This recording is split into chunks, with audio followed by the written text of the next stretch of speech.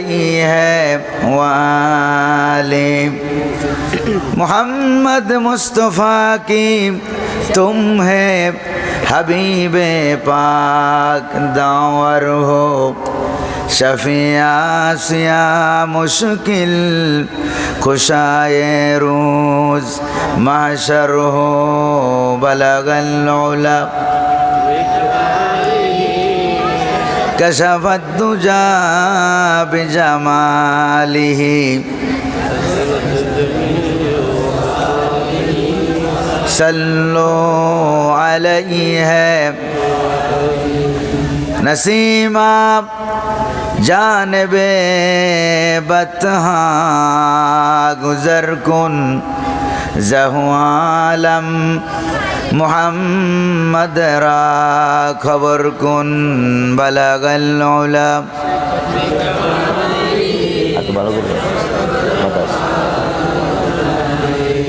हसनती जमीअ खिसालिही सल्लो अलैहि है मुझे कुछ मिले या न मिले मोहम्मद मिले याने वो शई जिससे अल्लाह मिले बलगल उला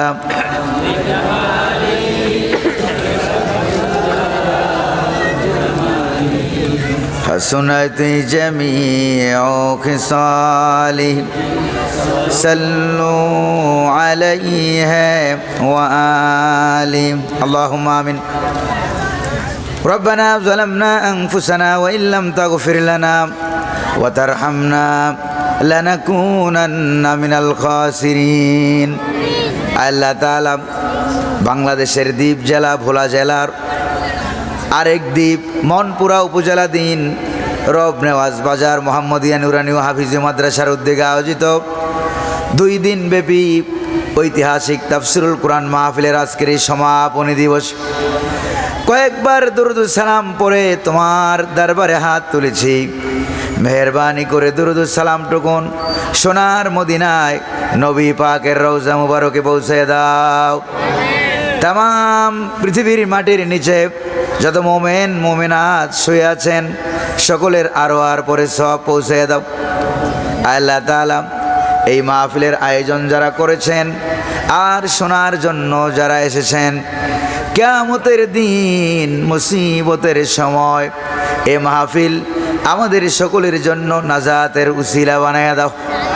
ইয়া রব करम तू अगर करे ओ बात दे जवा को जो दिल पर असर करे रब्बना तकब्बल मिन्ना इन्नका अंतस समीउल अलीम व तुब अलैना इन्नका अंतत तव्वाबुर रहीम सुबहान रब्बिका रब्बिल इज्जति अम्मा यसिफून व सलामुन अलल मुरसलीन वल्हम्दुलिल्लाहि रब्बिल आलमीन। साहिब सदर जनाब सभापति 1 নং মনপুরা ইউনিয়ন পরিষদের সম্মানিত চেয়ারম্যান সমাজসেবক জনাব মোহাম্মদ আমানতুল্লাহ আলমগীর সাহেব, আজকের মাহফিলের সম্মানিত প্রধান অতিথি অত্র এলাকার বিশিষ্ট শিল্পপতি জনসেবক বিশিষ্ট দানবীর জনাব আলহাজ মোহাম্মদ ফিরুজউদ্দিন হাওলাদার সাহেব, আজকের মাহফিলে আমি আসার আগে যিনি বয়ান পেশ করলেন আপনাদের এলাকার কৃতি সন্তান মুফাসসিরে কোরআন ঐতিহ্যবাহী হাকিমউদ্দিন ফাজিল ডিগ্রি মাদ্রাসার সম্মানিত উপাধ্যক্ষ অত্র বাজার মসজিদের সম্মানিত খতিব জনাব আল্লামা হযরত মাওলানা রফিকুল ইসলাম সাহেব দামাত বারাকাতুহুল আলিয়া, আজকের মাহফিলে বয়ান পেশ করেছেন আপনাদের এলাকার কৃতি সন্তান হাফেজ মাওলানা ইলিয়াস সাহেব, মাওলানা মতিউর রহমান নিজামী সাহেব, মাওলানা হারুন রশিদ সাহেব সহ আমন্ত্রিত মেহমানবৃন্দ, মঞ্চে ভূমিষ্ঠ উলামায়ে কেরাম, দূর দূরান্ত থেকে আগত কোরআন প্রেমিক ইসলাম প্রিয় ভাইয়েরা, পর্দার আড়ালের মা এবং বোনেরা, অত্র মাদ্রাসার আসাতিজায়ে কেরাম, শিক্ষক শিক্ষিকা ছাত্রছাত্রীবৃন্দ, মাহফিলের বিভিন্ন দায়িত্ব কাজে নিয়োজিত স্বেচ্ছাসেবক কর্মী সমাজ, যুব সমাজ, যুবক ভাইয়েরা, মিডিয়া কর্মী ভাইয়েরা, সকলের প্রতি আমার আন্তরিক সালাম। আসসালামু আলাইকুম ওয়া রাহমাতুল্লাহি ওয়া বারাকাতুহু। সালামের জবাব যা দিলেন, এতে করে মনে হয় আপনাদের এলাকায় রমজান মাস চলে আসছে। সেহরিও খান নাই, ইফতারের দাওয়াতও পান নাই, সালামের জবাবের ভিতরে শক্তিও আসে নাই। আপনারা কি রোজা রাখছেন? এটা টেস্ট করার জন্য আমি আবারও সালাম দিচ্ছি। আসসালামু আলাইকুম ওয়া রাহমাতুল্লাহ। আজকের মাহফিলে যিনি আমাদেরকে আসার তৌফিক দিলেন তিনি কে? বসার তৌফিক দিলেন তিনি কে? পরিবেশকে মন মাতানো পরিবেশ করে দিলেন তিনি কে? সে আল্লাহ পাকের দরবারে শুকরিয়া আদায় না করে কি আর পারা যায়? কায়মানুবাক্যে, সিংহ গর্জনে, পুরুষ সজ্জিত কণ্ঠে আকাশ বাতাসকে মুখরিত করে অন্তরের অন্তঃস্থল থেকে, গভীর কুন্দর থেকে সমস্ত ভালোবাসা উজাড় করে আমরা শুকরিয়া জ্ঞাপন করছি। সকলে পড়ছি আলহামদুলিল্লাহ। রব্বানা লাকাল হামদ হামদান কাসীরান তাইয়িবান মুবারাকান ফি ইয়া রব্বি লাকাল হামদু কামা ইয়ানবাগি লিজালালি ওয়াজহিকা ওয়া আযীমি সুলতানিক। বিশাল আকাশের মালিক, বিস্তীর্ণ জমিনের মালিক, কুল কায়নাতের মালিক, সাহেব সিফত, কারিগরে আকবর, জাতে তাবারুক আলী, পাক শারিকুতে পাক জাওয়ালুতে কুল কায়নাত কি মালিক তিনি কে? সে আল্লাহ পাকের দরবারে আমরা কালিমাতুশ শুকুর আদায় করে নিলাম। দুরূদ সালাম পাঠিয়েছি বিশ্ব মানবতার বিশ্বস্ত বন্ধু সরওয়ারে কায়নাত, সরদারে দু আলম, শামসুদ্দোহা ওয়া বদরুদ্দুজা ওয়া নূরুল হুদা নবী মুহাম্মদুর রাসূলুল্লাহ সাল্লাল্লাহু আলাইহি ওয়াসাল্লামের দরবারে আল্লাহ পাক যেন দয়া করে, মেহেরবানি করে আমাদের দুরূদ সালাম খানাকে সোনার মদিনার সবুজ রঙের গম্বুজের নিচে হুজুরের রওজা মুবারকে পৌঁছায় দিন। আমরা বলি আমিন। আর জোরে বলি আমিন। প্রিয় ভাইরা আমার, আজকের মাহফিলে আসতে পেরে আপনারা খুশি না বেজার? কম না বেশি? বেশি খুশি হয়েছেন। এমনও তো হইতে পারে এই মাহফিল জীবনের শেষ মাহফিল হতে পারে, নাকি পারে না বলেন? আজকের মাহফিলের শুরুতে আমরা দোয়া করছি বাংলাদেশের তাফসীর জগতের অন্যতম নক্ষত্র মুফাসসিরে কোরআন, বন্ধুবর আলেমে দ্বীন, ঢাকার আমরা একসাথে বিভিন্ন প্রোগ্রামে আলোচনা করতাম, প্রোগ্রাম করতাম। তিনি বিগত কয়েকদিন হাসপাতালে অবস্থান করে আজ বিকালবেলায় ইন্তেকাল করেছেন। ইন্না লিল্লাহি ওয়া ইন্না ইলাইহি রাজিউন আল্লামা নুরুল ইসলাম কাসিমি রাহিমাহুল্লাহ। আল্লাহ পাক যেন হুজুরের জীবনের গুনাহ খাতা মাফ করে দেন। আর জোরে বলি আমিন।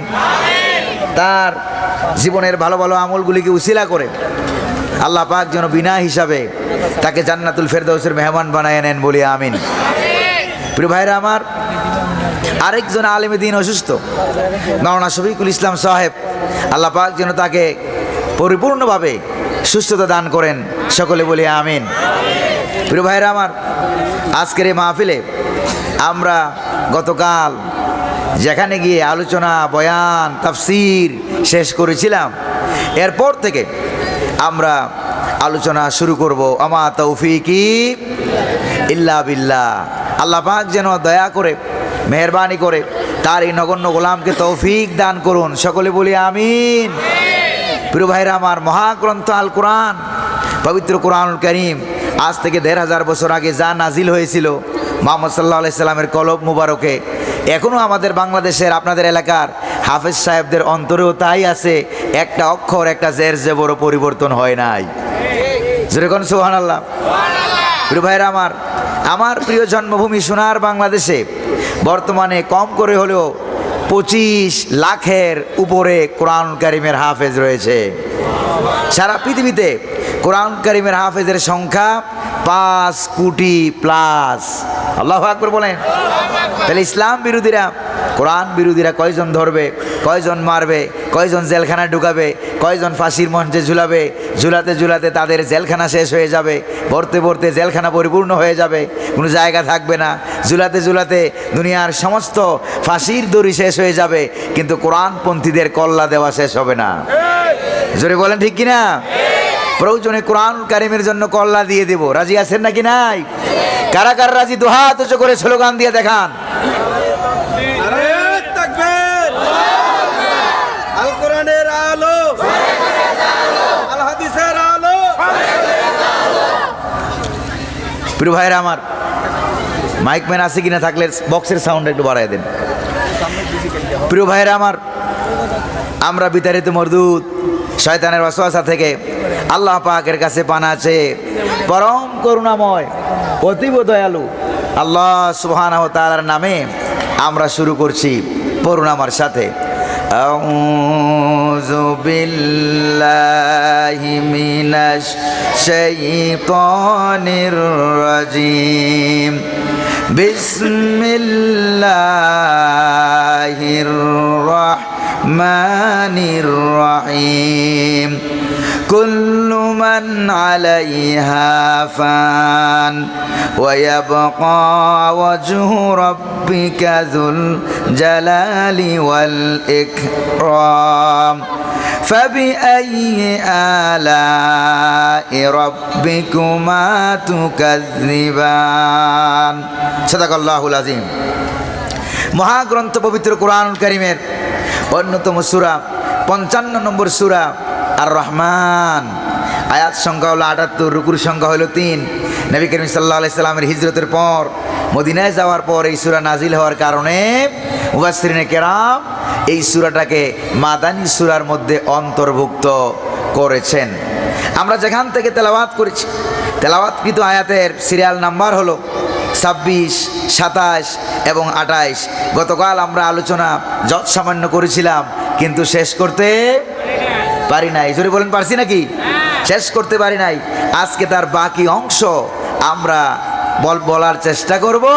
আল্লাহ পাক যেন, আল্লাহ পাকের কাছে আবারও তৌফিক কামনা করছি, আল্লাহ যেন তৌফিক দান করেন এই অযোগ্য ব্যক্তিকে, আল্লাহ যেন তৌফিক দান করেন। আমি হইলাম এক ঢোল মার্কা মৌলবী। ঢোল মার্কা বোঝেন তো? ঢোলের মধ্যে যখন বাড়ি মারা হয় অনেক দূরে আওয়াজ শোনা যায়, বলেন ঠিক না? এবার মনে হবে যেন এই ঢোলের ভিতরে কি না কি জিনিস লুকায়িত আছে, কিন্তু কাছে গিয়ে যখন পর্দাটা ছেড়বেন তাইলে দেখবেন উপর দিয়ে ছিল ফিটফাট, ভিতরে আসলে কোনো মালটাল নাই। জোরে বলেন ঠিক না? তো ভিতরে কোনো মালটাল নাই। এরকম ঢোল মার্কা এক মৌলবী। আপনারা যদি দোয়া করেন আল্লাহ যেন তৌফিক দান করেন। সকলে একটু জোরে জোরে বলি আমিন। আর একটু জোরে বলি আমিন। প্রিয় ভাইরা আমার, আল্লাহ রাব্বুল আলামিন এই আয়াতে বলছেন, আল্লাহ রাব্বুল আলামিন বলেন, কুল্লু মান আলাইহা ফান ওয়া ইয়াবকা ওয়াজহু রাব্বিকা যুল জালালি ওয়াল ইকরাম। ফাবিআইয়ি আলাই রাব্বিকুমা তুকাযযিবান। এই পৃথিবীতে যা কিছু আছে সব একদিন ধ্বংস হয়ে যাবে, আর তোমার রব যুল জালালি ওয়াল ইকরাম, অতীব দয়ালু মহানুভব, তিনিই কেবল থাকবেন। আর তোমরা মানুষ আর জিনেরা, তোমরা তোমাদের রবের কোন কোন নেয়ামতকে তোমরা অস্বীকার করতে পারবে? আমরা আল্লাহ পাকের কোনো নেয়ামতকে আমরা অস্বীকার করি না। যদি বলেন আমরা অস্বীকার করি নাকি?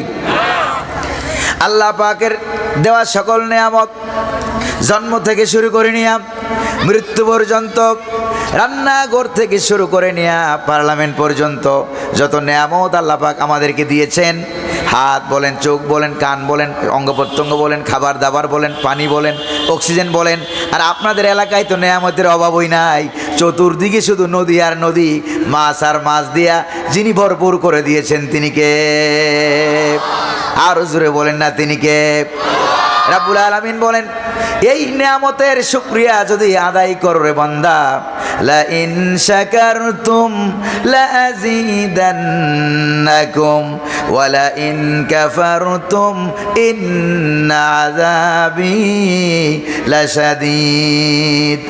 আমার নিয়ামতের শুকরিয়া যদি আদায় করো, তাহলে আমি রব্বুল আলামিন তোমাদেরকে কথা দিলাম, নিয়ামত আরো বেশি করে বাড়াইয়া দেব। খায়া কুলাইতে পারবা না, বিক্রি করে কুলাইতে পারবা না, টাকা রাইখা কুলাইতে পারবে না। আলহামদুলিল্লাহ বলেন, জোরে বলেন না আলহামদুলিল্লাহ। নিয়ামতের শুকরিয়া কেমনে আদায় করব? এজন্য রব্বুল আলামিন কুরআনুল কারীমের শুরুতেই তিনি আমাদেরকে সবক দিয়েছেন, শিক্ষা দিয়েছেন। ও আমার গোলামেরা, তোমরা পড়ো আলহামদুলিল্লাহি রাব্বিল আলামিন। পড়েন আলহামদুলিল্লাহি রাব্বিল আলামিন। সমস্ত প্রশংসা বলতে যা বুঝায়, সবগুলোর মালিক যিনি, তিনি কে? তো নিয়ামত শুকরিয়া আদায় করলে পরে আল্লাহ পাক আরো বাড়ায় দিবেন। আর যদি শুকরিয়া আদায় না করো, তাহলে আল্লাহ পাক যন্ত্রণাদায়ক কঠিন শাস্তি প্রদান করবেন। ঠিক কিনা প্রিয় ভাইরা আমার? এবার আমরা এই আয়াতের আলোকে আলোচনা করছিলাম কিয়ামতের দিন, কিয়ামতের সময় ইসরাফিল আলাইহিস সালাম যখন সিংহায় ফুৎকার দিবেন, সব ধ্বংস হয়ে যাবে, যিনি বাকি থাকবেন তিনি কে? আরো জোরে বলেন না কে? আল্লাহ পাক, তিনি বাকি থাকবেন, তার কোনো শুরু নাই, তার কোনো শেষ নাই। প্রিয় ভাইরা আমার, তো সেখান থেকে আরও 10টা জিনিসের কথা আমরা বলছিলাম, যেগুলো কিয়ামতের সময় ধ্বংস হবে না। মনে আছে নাকি নাই? আরও কয়টা জিনিস বলছিলাম?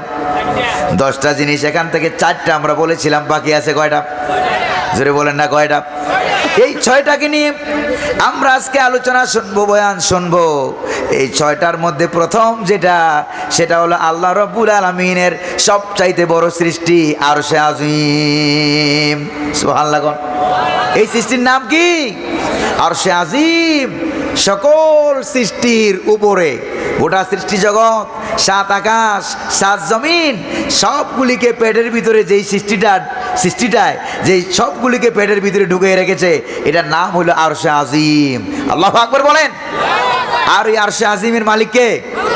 তো বিজ্ঞানীরা আরশে আজিম আবিষ্কার করবে, তা দূরের কথা, বিজ্ঞানীরা এখনো আসমান আবিষ্কার করতে পারে না। জোরে বলেন না, পেরেছে নাকি? প্রিয় ভাইরা আমার, এই জন্য কোরআন কারীম বলছে আসমান কয়টা? জোরে বলেন না কয়টা? বিজ্ঞানীরা একটা আসমানও এখনো আবিষ্কার করতে পারে নাই। আরশ, কুরসি, লৌহ কলম তো, জান্নাত জাহান্নাম তো অনেক দূরের কথা, বলেন ঠিক কিনা?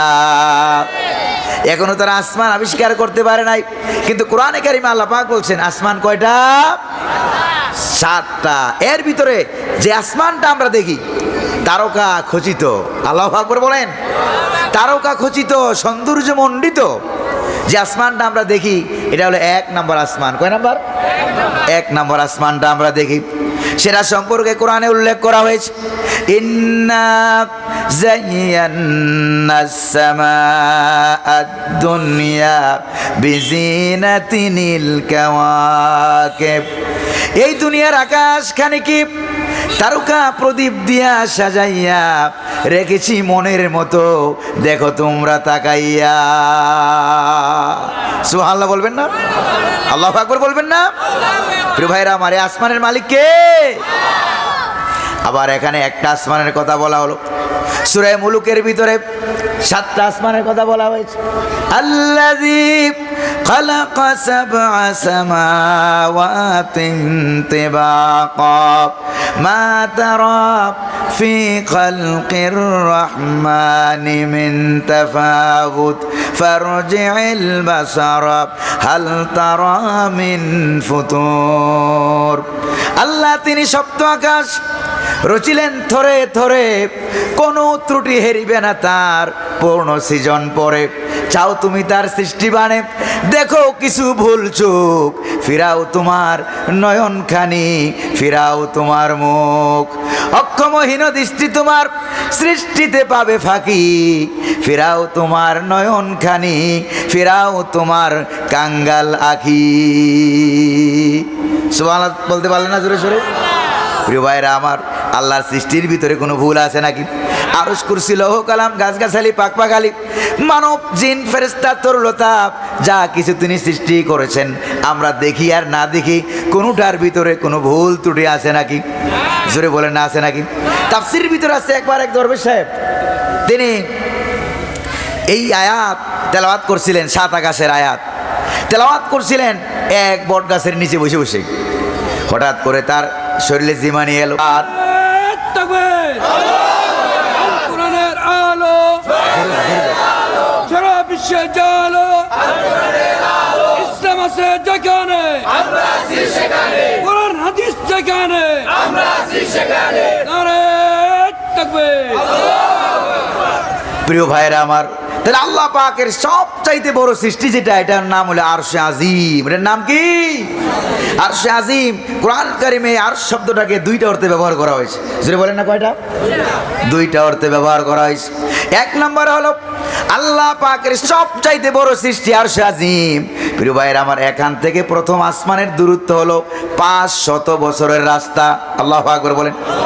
আবার প্রথম আসমান থেকে দ্বিতীয় আসমানের দূরত্ব আরো 500 বছরের রাস্তা। এরকম 500 বছর রাস্তা করতে করতে এক আসমান থেকে আরেক আসমানের দূরত্ব হলো 500 বছরের রাস্তা। এই 500 সপ্ত আকাশ যেখানে আছে সেখান থেকে সিদরাতুল মুনতাহা জান্নাতের বড়ই গাছ, ওই সিদরাতুল মুনতাহার দূরত্ব হলো আরো 500 বছরের রাস্তা। আবার সিদরাতুল মুনতাহা থেকে লৌহ কলমের দূরত্ব হলো আরো 500 বছরের রাস্তা। জোরে কোন সুবহানাল্লাহ। আবার লৌহ কলম থেকে আল্লাহ পাকের কুরসির দূরত্ব হলো আরো 500 বছরের রাস্তা। আবার আল্লাহ পাকের কুরসি থেকে আবার আরশের নিচে পানি আছে, পানির দূরত্ব হলো আরো 500 বছরের রাস্তা। আবার ওই পানি থেকে রব্বুল আলামিনের আরশে আজিমের দূরত্ব হলো আরো 500 বছরের রাস্তা। আল্লাহু আকবার বলেন। প্রিয় ভাইরা আমার, এবার আবার এক একটা থেকে আরেকটার বড় কতটুক? দ্বিতীয় আকাশ এত বড় যে প্রথম আকাশের মতো এরকম শত শত আকাশ খাইয়া নিমিষেই হজম করে ফেলতে পারবে, তার পেটের ভিতরে পড়ে থাকে। চিল্লায় এখন আল্লাহু আকবার। দ্বিতীয় আকাশ এরকম বড়, চতুর্থ পঞ্চম ষষ্ঠ সপ্ত আরো বড়। আবার এরপরে সবচাইতে বড় হলো আল্লাহ পাকের আরশে আজিম। এটা হলো মিসলাল কুব্বা, বিরাট বড় একটা গম্বুজের মতো। আল আজহার বিশ্ববিদ্যালয় আকীদার কিতাবের ভিতরে আমরা পড়েছি এইটা হলো একটা গম্বুজের মতো, জিসমুন আজিমুন নূরানিয়ুন। আল্লাহু আকবার বলেন। নূরের তৈরি আরশে আজিম। কিসের তৈরি? জোরে কোন। নূরের তৈরি। বিরাট বড় আরশে আজিম গোটা সৃষ্টি জগৎকে দখল করে রেখেছে নিজের পেটের ভিতরে। আরশে আজিমের তুলনায় এক একটা আসমান একটা সরিষা বিন্দুর চাইতে আরো ছোট। আল্লাহু আকবার বলেন। এবার আরশে আজিম থেকে আসমান, আরশ কুরসি লৌহ কলাম প্রথম আসমান। এরপরে আল্লাহ পাকের মহা সৃষ্টি জগতের ভিতরে আমার আর আপনার অবস্থানটা কদ্দূর, নিজে একটু চিন্তা করেন। আল্লাহ আপনি কদ্দূর। এই জন্য আল্লাহ রাব্বুল আলামিন কোরআনুল কারীমে এই বিরাট বড় আরশে আজিমের কথা তিনি বলেছেন। প্রিয় ভাইরা আমার, যারা রাষ্ট্র ক্ষমতা পাইয়া, ক্ষমতার গদি পাইয়া যারা আল্লাহ পাকের ক্ষমতাকে ভুলে যায়, আল্লাহ পাক বলেছেন আসল গদির মালিক যিনি, তিনি কে? রাব্বুল আলামিন বলেন হুদহুদ নামক একটা পাখি ছিল, আপনাদের মনে আছে নাকি নাই? পাখিটার নাম কি ছিল? হুদহুদ পাখি যখন হযরত সুলাইমান আলাইহিস সালামকে রিপোর্ট দিল রানী বিলকিস সম্পর্কে, রিপোর্ট দিতে গিয়া সে বলল আমি এমন এক রানীর খবর দিতেছি আপনাকে যে নারী তার রয়েছে বিরাট বড় একটা আরশ ক্ষমতার গদি। ওয়ালাহা আরশুন নাযীম। আছে কিনা কোরআনে? তার আছে বিরাট বড় এক গদি।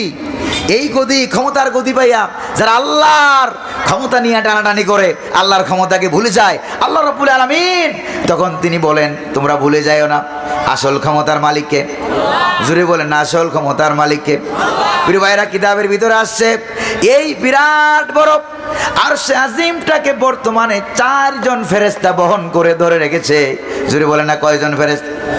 আরো জোরে বলেন না কয়জন? এই 4 জন ফেরেশতা, এক একজন ফেরেশতা আসমানের চাইতেও আরো অনেক অনেক বড়।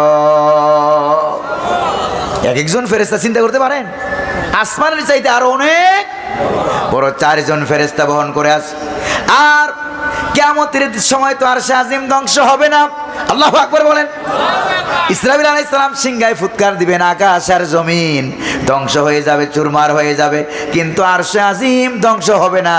কিয়ামতের দিন ওই আল্লাহ পাকের আরশে আজিমটাকে আল্লাহ পাকের হাইবত এবং জালালিয়ত বৃদ্ধি হওয়ার কারণে কিয়ামতের দিন দুনিয়ার মতো 4 জন নয় 8 জন বিরাট বিরাট ফেরেশতা আরশে আজিমকে বহন করবেন। কয়জন আছে কিনা কোরআনে? আছে নাকি নাই? কোরআনে কারীম বলছে ওয়ায়াহমিলু আরশা রাব্বিকা ফাওকাহুম ইয়াউমাইযিন সামানিয়া। কিয়ামতের দিন হাশরের ময়দানে আল্লাহ পাকের আরশে আজিমকে বহন করে রাখবে। জোরে বলেন না 8 জন ফেরেশতা। কয়জন ফেরেশতা? জোরে বলেন না কয়জন ফেরেশতা? আবার যারা ভালো ভালো কাজ করবে, ঈমান যারা আনবে, ইসলামের রাজনীতি যারা করবে, করে করে যারা রাষ্ট্রপ্রধান হয়ে যাবে, আল্লাহ পাক সর্বপ্রথম ওই সকল লোকদেরকে কিয়ামতের দিন পরকালে হাশরের ময়দানে আরশে আজিমের ছায়াতলে স্থান দিয়ে দিবেন। এবার বলেন আরশের নিচে জায়গার কোনো অভাব আছে নাকি? যেহেতু এখানে একটা বাজার আছে, কি আছে? একটা বাজার আছে নাকি নাই বলেন? এই যে পাশের বাজার, ব্যবসায়ী ভাইরা তো এখানে অনেক আছেন নাকি না? আপনার ব্যবসায়ী ভাইরা, ব্যবসায়ী ভাই কারা কারা আছেন তারা একটু হাত তুলে দেখান তো। অনেক ব্যবসায়ী ভাইরা এখানে আছে, হাত নামান। প্রিয় ভাইরা আমার, শুধুমাত্র উলামায়ে কেরামদেরকে আরশে আজিমের নিচে স্থান দেওয়া হবে ব্যাপারটা কিন্তু এরকম না।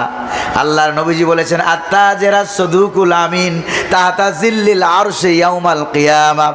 পরকালে হাশরের ময়দানে একজন ন্যায় ইনসাফকারী আমানতদার সত্যবাদী ইমানদার ব্যবসায়ীকে রব্বুল আলামিন দয়া করে মায়া করে হাশরের ময়দানে আরশে আজিমের ছায়াতলে স্থান দিয়ে দিবেন।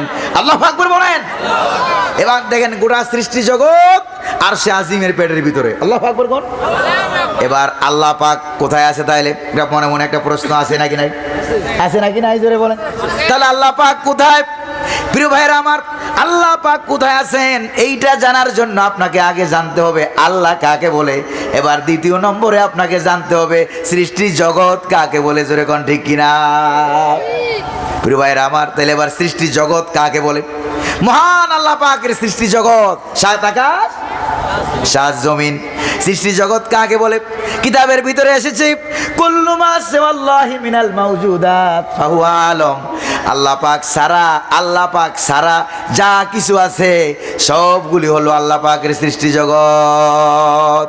আল্লাহ সারা যা আছে সব হলো সৃষ্টি জগৎ। আল্লাহ পাক হচ্ছেন সৃষ্টি জগতের ঊর্ধ্বে। জোরে জোরে কোন সুবহানাল্লাহ। আরশে আজিম হলো সবচাইতে বড় সৃষ্টি। আরশে আজিমের আর অনেক ঊর্ধ্বে হলেন আল্লাহ সুবহানাহু ওয়া তাআলা। আল্লাহু আকবার বলেন।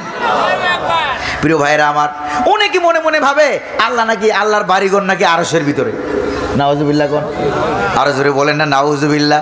তাইলে আরশ বানাবার আগে আরশের শুরু আছে নাকি নাই? জোরে কোন না আছে নাকি নাই? তাহলে আরশ সৃষ্টির আগে আল্লাহ কোথায় ছিলেন? প্রিয় ভাইরা আমার, এই জন্য কোথায় দিয়া আমার আল্লাহকে প্রশ্ন করা যাবে না।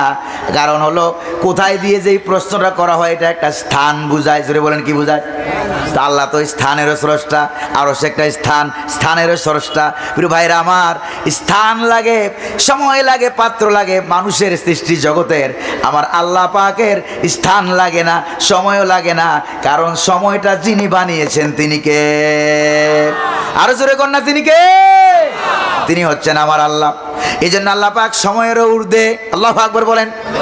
আরশে আজিম আল্লাহ পাকের সৃষ্টির একটা শুরু আছে, কিন্তু আল্লাহ রাব্বুল আলামিনের তার কখনো কোনো শুরু নাই। আরো সৃষ্টির আগে আল্লাহ পাক যা, এখনো কথা কি মনে থাকবে কিনা? আরো সৃষ্টির আগে আল্লাহ পাক যা, এখনো ইমান আকীদা কি সাফ হইছে? ক্লিয়ার হয়েছে? আর আল্লাহ পাকের অবস্থানটা হলো সময় এবং স্থানেরও আরো ঊর্ধ্বে। সুবহানাল্লাহ কোন? আরো জোরে কোন না সুবহানাল্লাহ। প্রিয় ভাইরা আমার, এই আরশে আজিমটা কিয়ামতের সময় ধ্বংস হবে না। প্রিয় ভাইরা আমার, এরপরে আরেক নম্বরে হলো 4টা বলছিলাম, এটা 5 নম্বর। আর 6 নম্বরে হলো কুরসি। 6 নম্বরে কি? কুরসি। এই কুরসি সম্পর্কে, কুরসি মানে চেয়ার, কুরসি মানে কি? চেয়ার। তো কুরসি সম্পর্কে কোরআনুল কারীমে একটা আয়াত আছে না? আয়াত আছে নাকি নাই? একটু জোরে টোরে কর না ঘুমাইয়া। কি ওই আয়াতের নাম কি বলেন? সবাই মনে জানেও না। আয়াতুল কুরসি। সবাই বলেন আয়াতুল নাম হলো আয়াতুল কুরসি। আছে কিনা কোরআনের সূরা বাকারায়?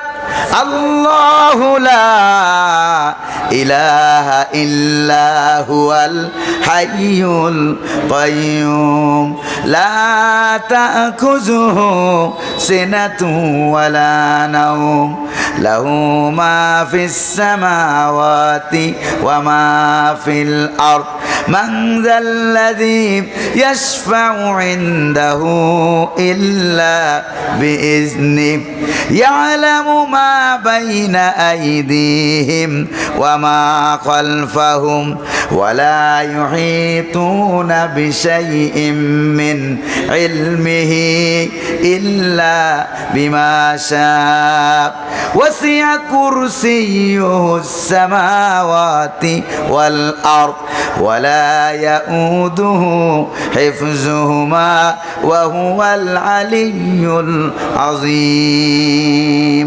আল্লাহু আকবার বলেন। এটার নাম হলো আয়াতুল কুরসি। এই আয়াতের ভিতরে কুরসি শব্দটা উল্লেখ আছে নাকি নাই? আছে নাকি নাই? এই জন্য এটাকে বলা হয় আয়াতুল কুরসি। আয়াতুল কুরসি মানে কুরসির আয়াত। এই কুরসি সম্পর্কে আল্লাহ পাক বলছেন আল্লাহর কুরসি কত বড়। কুরসি কিন্তু আরশের চাইতে অনেক ছোট, অনেক ছোট। আরশ হলো সবার উপরে, এরপর হলো পানি, এরপর হলো কুরসি। আল্লাহু আকবার বলেন। কুরসি কিন্তু আরশের চাইতে অনেক ছোট। প্রিয় ভাইরা আমার, এই ছোট আরশের চাইতে ছোট। কেমন ছোট? আল্লাহ পাক বলছেন ওয়াসিয়া কুরসিয়্যুস সামাওয়াতি ওয়াল আরদ। আল্লাহু আকবার বলেন। আল্লাহ পাকের কুরসিটা হলো এত বিরাট বড়, 7 আকাশ 7 জমিন পরিব্যাপ্ত। জোরে কোন সুবহানাল্লাহ। আল্লাহ পাকের কুরসি এত বড়, তাহলে আরশে আজিমের তুলনায় এটা একটা সরিষার সমান। জোরে কর না আল্লাহু আকবার। আর জোরে বলেন না আল্লাহু আকবার। প্রিয় ভাইরা আমার, এবার আল্লাহ পাকের কুরসি যদি 7 আকাশ 7 জমিন পরিব্যাপ্ত, তাহলে আমরা বলি আহলে সুন্নাত ওয়াল জামাতের আকীদা হলো আল্লাহ পাক তিনি সর্বত্র বিরাজমান। গতকালকে বলছিলাম, মনে আছে নাকি নাই? মনে আছে নাকি নাই? আল্লাহ পাক তিনি সর্বত্র বিরাজমান। এই কথাটির অর্থ হচ্ছে আরশে আজিম সহ যত সৃষ্টি আছে সব সৃষ্টি আল্লাহ পাকের কুদরতের দৃষ্টির সামনে। আল্লাহু আকবার বলেন। এই জন্য যে যা করে, পিপিলিকা যা করে, বাতাস যা করে, এমন কি আপনাদের চতুর্দিকে যে কি আছে? পানি আর পানি। এই পানির গভীর তলদেশে যেই পাথর পড়ে আছে, ওই পাথরের গায়ে যেই শেওলা আছে, আপনারা শেওলা বলেন তো নাকি বলেন? শেওলা আছে।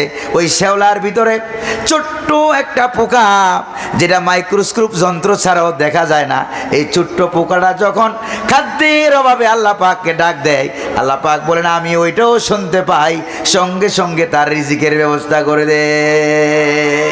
আল্লাহু আকবার বলেন। আরো জোরে বলেন আল্লাহু আকবার। ওয়া ইয়ালামু মা ফিল বাররি ওয়াল বাহরি ওয়া মা তাসকুতু মিন ওয়ারাকাতিন ইল্লা ইয়ালামুহা। জলে আর স্থলে যা কিছু হয় না কেন, আল্লাহ পাক বলেন সব আমি জানি। এমনকি পৃথিবীর কোন গাছের কোন পাতাটি ঝরে পড়ে, এটাও আমার অনুমতি নিয়া এরপরেই ঝরে পড়ে। জোরে কোন সুবহানাল্লাহ। তো যিনি এত খবর রাখেন, মানুষেরা যে ফজর নামাজ না পড়ে ঘুমায় থাকে, এটার খবর মনে রাখে না? জোরে কোন না, রাখে নাকি রাখে না? মানুষেরা ওজনে কম দেয়, খাদ্যে ভেজাল দেয়, গরুর গোস্ত বিক্রি করতে গিয়া যে কিনে, এরকম বিক্রেতাও আছে। তাদের নাম আছে আলাদা, আছে নাকি না? এরকম বিক্রেতাও আছে। এমনভাবে পাল্লাটা ধরে যে কিনতেছে, সে মনে মনে ভাবে 1 কেজির জায়গায় মনে 1.5 কেজি দিচ্ছে। জোরে বলেন ঠিক কিনা? কিন্তু বাড়ি এনে মেপে দেখবেন 900 গ্রাম হইতে কষ্ট হয়। জোরে কোন ঠিক কিনা? এরকম আল্লাহর ওলি আপনাদের এলাকায় বুঝি নাইটাই আছে? আছে। আল্লাহ যেন হেদায়েত দান করে, বলি আমিন। আরো জোরে বলি না আমিন। প্রিয় ভাইরা আমার, এরপরে আল্লাহ পাকের কুরসি, এরপরে হলো লৌহ কলম। আল্লাহু আকবার বলেন। আরো জোরে বলেন আল্লাহু আকবার। লৌহ আর কলম। লৌহ মানি হলো বিরাট বড় একটা প্লেট ব্ল্যাক বোর্ডের মতো। এটার মধ্যে নূরের কলম দিয়ে লেখা হয়। আল্লাহু আকবার বলেন। প্রিয় ভাইরা আমার, কলম দিয়া আমি যখন লৌহ কলমের অধ্যায় যখন পড়তে লাগলাম, পড়তে পড়তে আশ্চর্য হয়ে গেলাম, অন্যায় হয়ে গেলাম যে এই কলমের ভিতরে অনেকগুলি কলম আছে। এই কলমগুলি আল্লাহ অর্ডার করেন উক্তুব, কলম সঙ্গে সঙ্গে বলে মাজা আক্তুবি ইয়া রব্বি, ও আমার রব কি লিখবো বলো। আল্লাহ পাক বলেন এখন থেকে কিয়ামত পর্যন্ত যা যা হবে সব লেখো। আল্লাহু আকবার বলেন। এই জন্য কলমকে আল্লাহ যা হুকুম করেন তাই লেখে, যা হুকুম করেন। কিছু কিছু কলম আছে যেগুলি নিজে নিজে লেখে। আল্লাহু আকবার বলেন। আবার কিছু কিছু কলম আছে যেই কলমগুলি দিয়া আল্লাহ নূরের তৈরি রহমতের ফেরেশতারা লিখে। আল্লাহু আকবার বলবেন না? প্রিয় ভাইয়েরা আমার, আপনারা মনে বিরক্ত হয়ে গেছেন, অসুবিধা হইতেছে মনে হয় আপনাদের। প্রিয় ভাইয়েরা আমার, বন্ধুরা আমার, এরপরে আল্লাহর নবীজি বলেন মেরাজের রাত্রিতে যখন আমি মেরাজে গেলাম, 7 আকাশ পাড়ি দিলাম। সুবহানাল্লাহ। কয় আকাশ? 7 আকাশ পাড়ি দিলাম। 7 আকাশ পাড়ি দিয়ে যখন সিদরাতুল মুনতাহা পাড়ি দিলাম, সিদরাতুল মুনতাহায় যাওয়ার পর সুম্মা উরিজা বি ইলা মুস্তাওয়া, বুখারী শরীফের হাদিস। সুম্মা উরিজা বি ইলা মুস্তাওয়া, এরপরে আমাকে এমন একটা সমতল ভূমিতে নিয়ে যাওয়া হলো। আল্লাহু আকবার বলেন। এটা হলো রফরফ নামক, আরেক হাদিসে আসছে রফরফ নামক সবুজ বিছানা এলো। এই রফরফে চড়ে আমি যখন উপরের দিকে উঠতে লাগলাম, সুম্মা উরিজা বি ইলা মুস্তাওয়া, এরপরে আমাকে এমন একটা সমতল জায়গায় নিয়ে যাওয়া হলো। ওই সমতল জায়গায় যাওয়ার পর দেখি কোনো আওয়াজ, কোন নিস্তব্ধতা বিরাজ করে, কোনো আওয়াজ নাই, শোনা যায় না। হঠাৎ করে আমার কানে আওয়াজ এসে গেল, আসমাউ ফিহি শরীফাল আকলাম ওয়া ফি রিওয়ায়াত শরীরাল আকলাম। আল্লাহর নবীজি বলেছেন কলম, এর বিরাট বড় বুড়ের ভিতরে, প্লেটের ভিতরে, লৌহের ভিতরে যে কলমগুলি লিখতেছে, ওই কলমের লেখার খসখসানি আওয়াজ পর্যন্ত আমি শুনতে পেলাম। আল্লাহু আকবার বলেন। এবারে আপনি যদি আল্লাহরে ভালোবাসেন, কারে ভালোবাসেন? আল্লাহরে ভালোবাসেন, মুহাম্মদুর রাসূলুল্লাহরে ভালোবাসেন, তাহলে বিশ্বকবি, কবি সম্রাট আল্লামা ইকবাল কি বলে দেখেন, কি মোহাম্মদ সে वफा तूने तू हम तेरे हैं, कि मोहम्मद से वफा तूने तू हम तेरे हैं, ये जहाँ चीज़ हो किया लौहो कलम तेरे हैं। মুহাম্মদুর রাসূলুল্লাহকে যদি ভালোবাসতে পারো, আনুগত্য করতে পারো করার মতো, তাহলে আল্লাহ রাব্বুল আলামিন বলেন এই দুনিয়ার সাধারণ এলাকা জায়গা তো দূরের কথা, আরশ কুরসি লৌহ কলম পর্যন্ত আল্লাহ পাক তোমার মর্যাদা বুলন্দ করে দিবেন। আরো জোরে কন্যা সুবহানাল্লাহ, আরো জোরে কন্যা সুবহানাল্লাহ। তাইলে আল্লাহরে ভালোবাসতে রাজি আছেন নাকি নাই? তো আল্লাহরে ভালোবাসবেন কি নবীজির বাদ দিয়া? না, নবী যেভাবে বলে সেভাবে। একবার মুহাম্মদ সাল্লাল্লাহু আলাইহি সাল্লামের কাছে একদল খ্রিস্টান আসছে, আয়েশা বলল যে ইয়া রাসূলুল্লাহ সাল্লাল্লাহু আলাইহি ওয়াসাল্লাম, আমরা আপনাকে নবী মানি না, আমরা আপনাকে নবী মানি না, তবে আপনার আল্লাহকে আমরা অনেক ভালোবাসি। মেজাজটা খারাপ হয় না? আমরা আপনাকে নবী মানি না, কিন্তু আপনার আল্লাহকে অনেক আমরা ভালোবাসি। এরকম আছে নাকি বুজুর্গ কিছু? আপনার আল্লাহকে অনেক ভালোবাসি। আল্লাহর নবী জবাব দেন নাই, চুপ রইলেন। আল্লাহ পাক হযরত জিবরিল আলাইহিস সালামকে কোরআনের আয়াত দিয়ে পাঠিয়ে দিলেন। আল্লাহ রাব্বুল আলামিন সেখানে বললেন, ও নবী, ইল্লাল্লাহ সুবহানাল্লাহ ওয়ালহামদুলিল্লাহ লা ইলাহা ইল্লাল্লাহ সুবহানাল্লাহ ওয়ালহামদুলিল্লাহ লা ইলাহা ইল্লাল্লাহ লা ইলাহা ইল্লাল্লাহু মুহাম্মাদুর রাসূলুল্লাহ। প্রিয় ভাইরা আমার, সর্বশেষ যেই লোকটা জাহান্নাম থেকে মুক্তি পেয়ে জান্নাতের ভিতরে চলে যাবে, এই লোকটাকে তো আগেই আল্লাহ পাক জাহান্নামে ঢুকাইয়া দিবেন। শাস্তি ভোগ করার পর, বুখারী শরীফের হাদিস শুনেন, শাস্তি ভোগ করার পর সর্বশেষ যেই লোকটা জাহান্নাম থেকে মুক্তি পেয়ে জান্নাতে চলে যাবে, তার কথাই তো বলছিলাম, মনে আছে কিনা আপনাদের? প্রিয় ভাইরা আমার, সর্বশেষ আল্লাহ রাব্বুল আলামিন হযরত জিবরিল আলাইহিস সালামকে বলবেন, জিবরাইল দেখো তো দেখি জাহান্নামে যার অন্তরের ভিতরে এক সরিষা বিন্দু পরিমাণ ঈমান আছে তাদেরকে জাহান্নাম থেকে বের করে দাও। আল্লাহু আকবার বলেন। তাকে জাহান্নাম থেকে বের করে দাও। এরপরে ফেরেশতারা বের করে দিতে থাকবে, দিতে দিতে সর্বশেষ যে লোকটা বাকি থেকে যাবে, আল্লাহ পাক বলবেন ফেরেশতারা এই লোকটাকে জাহান্নাম থেকে বের করে জান্নাত এবং জাহান্নামের মাঝখানে রেখে দাও। সেই লোকটাকে ফেরেশতারা বের করে জান্নাত এবং জাহান্নামের মাঝখানে রেখে দেবে। রেখে দেওয়ার পর এই লোকটা মাঝখানে দাঁড়াইয়া, জান্নাত এবং জাহান্নামের মাঝখানে দাঁড়াইয়া লোকটা কাঁদতে থাকবে, চিল্লাতে থাকবে। রব্বুল আলামিন ডাক দিয়ে বলবেন, বান্দারে ছিলি তো জাহান্নামে কঠিন শাস্তির ভিতরে, সেখান থেকে তোকে আমি বের করে দিলাম, কান্দো কেন? এবার কান্দো কেন? লোকটি বলবে, রব্বুল আলামিন এখান থেকে অনেক দূরে জান্নাত দেখা যায়, জান্নাতের সুঘ্রাণ আমার নাকে আসতেছে। ও আল্লাহ, তুমি যেহেতু দয়া করে আমাকে জাহান্নাম থেকে বের করে দিয়েছো, তুমি দয়া করে আমাকে জান্নাতের একবারে গেটে নিয়ে দাঁড় করায় দাও। রব্বুল আলামিন এবার বলবেন ফেরেশতারা তাকে ধরে নিয়ে জান্নাতের গেটে দাঁড় করায় দাও। জান্নাতের গেটে দাঁড়াইয়া লোকটা এবার আগের থেকে আরো বেশি কাঁদতে থাকবে, আরো বেশি চিল্লাতে থাকবে। রব্বুল আলামিন বলবেন, বান্দারে জাহান্নামে ছিলি, বের করে দিলাম, মাঝামাঝি ছিলি, সেখান থেকে আবার তোকে জান্নাতের গেটে দিয়ে দিলাম, এবার কান্দো কেন?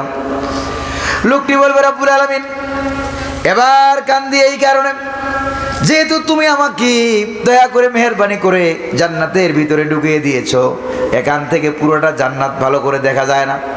তবে আমি জানি জান্নাতের নাজ নেমত খাওয়া এগুলি আমার নসিবে নাই, আমার কপালে নাই, এ আমল আমি করতে পারি নাই।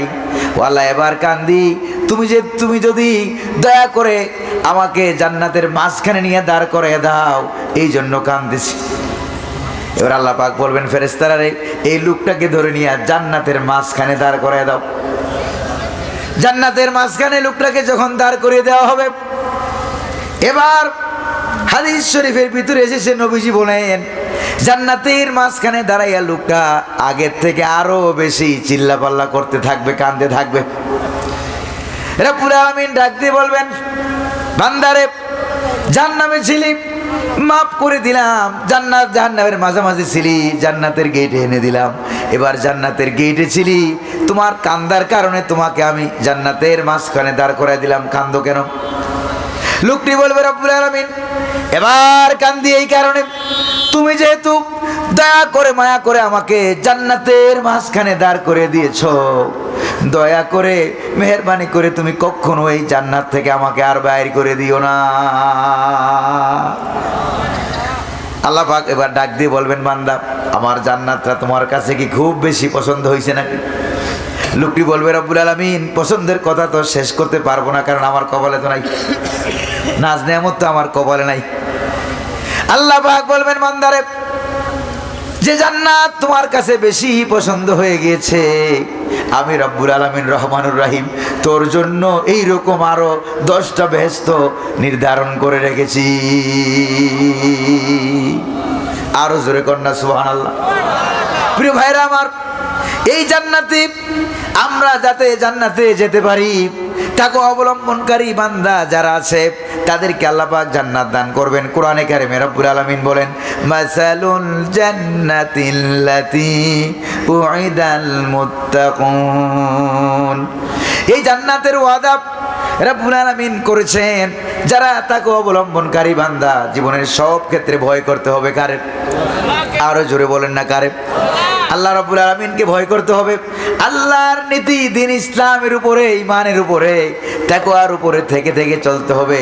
এরকম জীবনের সব ক্ষেত্রে যারা ইসলাম মানবে, কোরআন মানবে, আল্লাহ মানবে, দিন মানবে, ইসলাম মানবে, তাদের সম্পর্কে আল্লাহ রাব্বুল আলামিন বলেন তাদের জন্যই আমি জান্নাত ওয়াদা করে রেখেছি। তাদের কোনো খাবারের অভাব হবে না, খাদ্যের অভাব হবে না, মাছের অভাব হবে না, রিজকের অভাব হবে না। মানতে হবে কারে? আরো জোরে বলেন না কারে? আপনারা মনপুরা মানুষ, আপনাদের সব চাইতে বেশি যে আয়ের উৎস সেটা হলো মাছ। সেটা কি? সেটা হলো মাছ। হুজুর দোয়া চাইছেন, বেশি বেশি করে দোয়া করতে হবে আল্লাহর কাছে, যাতে করে আল্লাহ তাআলা মাছ বাড়াইয়া দেয়। ঠিক কিনা ভাই? সেই রিজিক বাড়াইয়া দিবে কি কারণে? আল্লাহ রাব্বুল আলামিন বলেন কি কি কারণে রিজিক বাড়ে দেখো। ওয়ালাউ আন্না আহলাল কুরা আমানু ওয়াত্তাকাউ লাফাতাহনা আলাইহিম বারাকাতিম মিনাস সামাই ওয়াল আরদ। দেশের লোকেরা, এলাকার লোকেরা যদি আমার প্রতি ঈমান আনে আর আমাকে ভয় করার নীতি তাকে অবলম্বন করে যদি চলে, তাহলে আল্লাহ পাক বলেন ওই দেশের এলাকার মানুষের জন্য আকাশ আর জমিনের সমস্ত রিজিক আর বরকতের দরজা আমি আল্লাহ খুলে দেব। আরো জোরে কন্যা সুবহানাল্লাহ।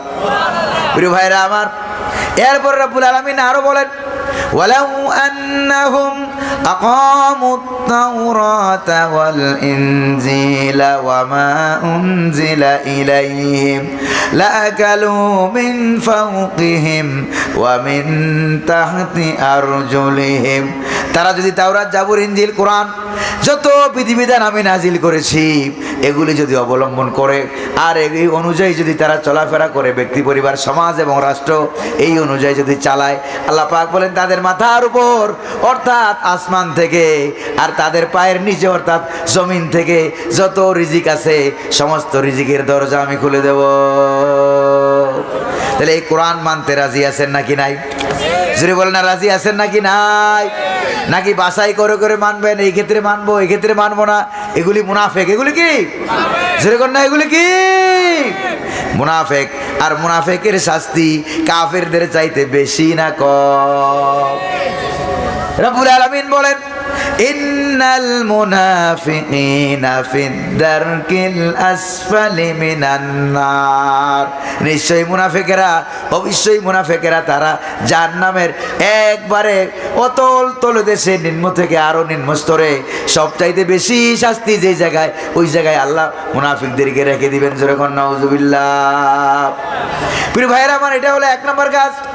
আর 2 নম্বর কাজ হলো রিজিক আর হায়াত যদি বাড়ায় দিতে চান, তাহলে 2 নম্বর কাজ হলো আল্লাহর নবীজি বলেছেন ইন্নামা তুনসারুনা ওয়া তুরজাকুনা বিদুআফাইকুম। আছে কিনা হাদিস? আল্লাহর নবীজি বলেন অবশ্যই তোমাদের রিজিক, সম্মান, খাবার দাবার বাড়িয়ে দেওয়া হয় বিদুআফাইকুম, তোমরা যাদেরকে দুর্বল মনে করো তাদের সেবা করার কারণে। আল্লাহু আকবার বলেন। আরো জোরে বলেন আল্লাহু আকবার। বা মা বাপ বুড়া হয়ে গেছে, দাদা দাদি বুড়া হয়ে গেছে, এবার ওই মা বাপকে, দাদা দাদি, নানা নানি, এলাকার অসহায় মানুষ যাদেরকে মানুষ মনে করে বুড়াটা মরে না কেন, তাকে দিয়ে তো আর কোনো কামাই রোজগার করা যায় না, কোনো উপার্জন করা যায় না। আল্লাহর নবীজি বলেন তোমাদের উপরে যত আযাব আর গজব, আপদ বিপদ, বালা মুসিবত আসে, ওই সমস্ত মুরব্বীদের কারণে, অসহায়দের কারণে আমি আল্লাহ তোমাদের রিজিকও বাড়াইয়া দেই, সাহায্য করি, আর আযাব আর গজব তোমাদের উপর থেকে দূরে সরাইয়া দেই। এবার হাতের আঙ্গুলটা এরকম উঁচু করেন, ডান হাতটা এরকম সামনে উঁচু করেন। আঙ্গুল কয়টা? যেরকম না কয়টা? এটার মধ্যে যুবক কয়টা আর বুড়া কয়টা? ভালো করে বলেন, যুবক কয়টা, বুড়া কয়টা? একটা। এবার যুবকেরা যদি মনে করে বুড়া মিয়ার দরকার নাই, বুড়ার মা বুড়া হয়ে গেছে, মা বুড়ি হয়ে গেছে, বাবা বুড়া হয়ে গেছে, বুড়ার দরকার নাই, এবার আরেকটা হাত দিয়ে বুড়োটাকে ধরে রাখেন। এবার 4টা যে আঙ্গুল আছে, এই 4টা আঙ্গুল দিয়ে কোনো কাজ করা যায় নাকি? জোরে বলেন না, কোনো কাজ করা যায় নাকি? হ্যাঁ পারবে, শুধু গুতাগুতি করতে। কি করতে পারবে? গুতাগুতি করতে পারবে। এবার বুড়াকে ছেড়ে দেন। এবার লবণ ধরা যাবে, লাঠি ধরা যাবে, ব্যবসা বাণিজ্য করা যাবে, সব কাজ করা যাবে। ও আমার যুবক ভাইরা ভালো করে শোনো, হাতের আঙ্গুলের ভিতরে বৃদ্ধা আঙ্গুল, বুড়া আঙ্গুলের যেই গুরুত্ব, তোমার পরিবার পরিজন আর সমাজের ভিতরে মুরব্বী মানুষের সেই গুরুত্ব। জোরে গাও ঠিক কিরা? হ্যাঁ, যুবকদের শক্তি বেশি, যুবকদের শক্তি বেশি, আর বুড়ার মাথায় বুদ্ধি বেশি। যেরকম না কি বেশি? যুবকের শক্তি বেশি আর মুরব্বীর বুদ্ধি বেশি। মুরব্বীদেরকে ইসলাম এত সম্মান করে, ভালো করে শুনতেছেন নাকি মুরব্বীরা? মুরব্বীদেরকে ইসলাম এত সম্মান করে, এত ইজ্জত দেয়। আমার আল্লাহর নবীজি বলেছেন, দাড়ি সাদা হওয়া কোনো মুরব্বী যদি আল্লাহর দরবারে হাত তুলে দোয়া করে, আল্লাহ পাক ওই হাতটাকে খালি ফিরিয়ে দিতে আমার আল্লাহ লজ্জা বোধ করে। একবার এক বুড়ার মাথায় যে বুদ্ধি বেশি, মুরব্বীর মাথায়, দাদা আর নাতি বসে বসে গল্প করতেছে। তারপরে নাতি বড় বড় চাকরি পেয়ে গেছে। দাদা বলছে, নাতি তুমি আমার অনেক আদরের নাতি, অনেক মহব্বতের, অনেক ভালোবাসার নাতি, আমার চোখে এখন কম দেখি, তুমি আমার ডাক্তারের কাছে নিয়ে যাও, একটা চশমা এনে দাও। এবার নাতি বলছে, দাদা বুড়ো কালে চশমা টশমা লাগে না, বুড়ো হইলে চোখে কম দেখে, বুড়ো হইলে এরকমই হয়, বুড়ো হইলে এরকমই হয়। কয়েকদিন পরে দাদার কোমরে ব্যথা, নাতি আমার ডাক্তারের কাছে নিয়ে যাও। নাতি বলতেছে, দাদা এই বয়সে কি তুমি আমার মতো যুবক হতে চাও নাকি? বুড়ো হইলে তো এরকমই হয়, কোমরে ব্যথা লাগে, ওষুধ খাইলে এগুলোই ভালো হয় টয় না। তারপরে কয়েকদিন পরে কানে কম শুনে, কই যে নাতি আমার ডাক্তারের কাছে নিয়ে যাও, কানে কম শুনি। কই যে এই বুড়ো হইলে এরকমই হয়, কানে চিকিৎসাও করা লাগে না। এবার দাদার মেজাজ গেল খারাপ হয়ে নাতির গালে টাস করে এক থাপ্পড় লাগাইছে। থাপ্পড় লাগাই এবার নাতি বলছে, দাদা এত আদরের নাতি আমি, আপনি আমারে মারলেন। এবার দাদা বলতেছে, নাতি মন খারাপ করিও না, বুড়ো হইলে এরকমই হয়। কথা বুঝেন নাকি বুঝেন না? তাইলে আমাদেরকে এটা বুঝতে হবে, মুরব্বীর মাথায় বুদ্ধি বেশি, যুবকের শরীরে শক্তি বেশি। আমাদের হাতের আঙ্গুলগুলো কিছু যুবক দিয়া, কিছু পোলাবান দিয়া, কিছু মুরব্বী দিয়া আল্লাহ যেরকম তৈরি করে দিয়েছেন, আমাদের সমাজ কিছু মুরব্বী, কিছু শ্রেণীর যুবক, কিছু কিশোর আছে নাকি নাই? যেরকম না আছে নাকি নাই? এবার সবাই হাতে হাত মিলান আঙ্গুলের মতো, সবাই হাতে হাত মিলান আঙ্গুলের মতো, হাতে হাত মিলাইয়া এবার কোরআন ধরেন, ইসলাম ধরেন, আল্লাহকে আল্লাহর পথে চলেন, নবীর পথে চলেন, মসজিদ ধরেন, মাদ্রাসা ধরেন। তাহলে দেখবেন সমাজে চুরি, ডাকাতি, জেনা, বেবিচার কোনো খারাপই সমাজে থাকবে না। বলেন ঠিক কিনা? আরো জোরে বলেন না ঠিক কিনা? এবার যুবকেরা মনে মনে ভাবে, হুজুর তো আমাদের কথা বললো, কাদের? দাদাদের কথা বললো, মুরব্বীদের কথা বললো, আমাদের কথা কিছু বললো না কেন? ঠিক কিনা বলেন? এবার যুবকেরা আরশে আজিমের ছায়াতলে স্থান পাবে, বুড়ারা না যুবকেরা? আরো জোরে বলেন না কারা? আশাবুন নাসা ফি ইবাদাতিল্লাহ, ওই যুবক আরশের ছায়াতলে স্থান পেয়ে যাবে, যেই যুবক আল্লাহর ইবাদত করতে করতে নিজের যৌবন কালটাকে কাটিয়েছে। যেরকম সুবহানাল্লাহ। গোটা জীবনের ভিতরে সবচেয়ে বেশি গুরুত্ব হইল যৌবন কালের। কার? যেরকম না কার? এবার পুলিশ বাহিনী থেকে বুড়া নেয় না যুবক? সেনাবাহিনী, র্যাব বাহিনী, বিজিবি, আনসার, সব জায়গায় কি নেয়? যুবকদেরকে নেয়। এরপরে আবার দুনিয়াতে যেরকম অনেক দল আছে, রাজনৈতিক দল আছে নাকি নাই? সেখানে কি বুড়া নেয় না যুবক নেয়? আরো যদি বলেন নাকি? তবে ইসলামপন্থী যারা আছে তারা বুড়া হইলে পরে তাদেরকে ছেড়ে দেয় না, মুরব্বী বানাইয়া সামনে এনে আগের থেকে আরো বেশি গুরুত্ব দেয়। যেরকম ঠিক কিনা? কারণ ইসলাম আছে যেখানে, মুরব্বীদের মান সম্মান যেরকম, ঠিক না? আমার কোথায় কোথায় দেখলাম কিছু কিছু বুড়া আছে নিজেরা ইসলামী দলও করে না, কোরআন সুন্নাহ পছন্দ করে না, আবার বলে আমরা শরীয়তের সাথে নাই, শরীয়ত আমরা মানি না, আবার বলে আমরা মদিনার সনদ দিয়ে দেশ চালাবো। যেরকম না বলে না কি বলে না? পাগলের মাথা খারাপ। কার মাথা খারাপ? যেরকম না কার মাথা খারাপ? পাগলের মাথা খারাপ। তারপর ওই লোকটাকে দেখলাম একবারে ক্লিন, কোনো দাড়ি টাড়ি নাই। তখন আমি মনে মনে ভাবলাম, ও মদিনার সনদে মুসলমানদের মনে দাড়ি ছিল না। যেরকম নাউজুবিল্লাহ। আরো জোরে বলেন নাউজুবিল্লাহ। পুরো ভাইরা, তাহলে ইসলাম আছে যেখানে আমরা আছি, কোরআন আছে যেখানে আমরা আছি, সেখানে প্রিয় ভাইরা আমার। এবার শিশুরা কারা কারা? শিশুদের সম্পর্কে বলি। কারা কারা শিশু বাচ্চা? তারা একটু হাত তুলে দেখেন। শিশু কারা কারা? শিশু কারা কারা? ওই যে মুরব্বী হাত তুলছে। মুরব্বী কি শিশু? কয়েক শিশুর বাপ, কয়েক শিশুর বাপ। এবার শিশুরা তোমরা হাত নামাও। হযরত হাসান আর হুসেনের উত্তরসূরি হইতে কি তোমরা রাজি আছো? তোমরা কি রাজি আছো? হাসান আর হুসেনের উত্তরসূরি শিশুরা। আল্লাহ নবী যখন মক্কা ছেড়ে মদিনায় যান, তখন মদিনায় সবচাইতে আগে নবীজিকে গজল গেয়ে গেয়ে নবীজিকে অভ্যর্থনা দিয়েছে, স্বাগত জানিয়েছে বুড়ারা না শিশুরা? আরো জোরে বলেন না কারা? আরো জোরে বলেন না কারা? আল্লাহ নবী মক্কা ছেড়ে মদিনায় যায়, আর মদিনার শিশুদের মাথায় হাত বুলায় আর বলে, ও মদিনার শিশুরা, মক্কার শিশুরা আমাকে মক্কায় থাকতে দেয় নাই, তোমরা কি আমারে মদিনায় থাকতে দিবা নাকি?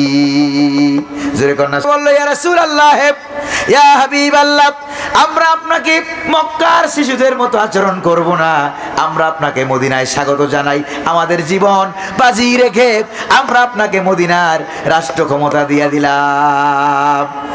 আর মদিনার শিশুরা গান গাইতে লাগলো, তালাআল বাদরু আলাইনা মিন সানিয়াতিল ওয়াদা ওয়াজাবা শুকরু আলাইনা মাদা লিল্লাহি দা।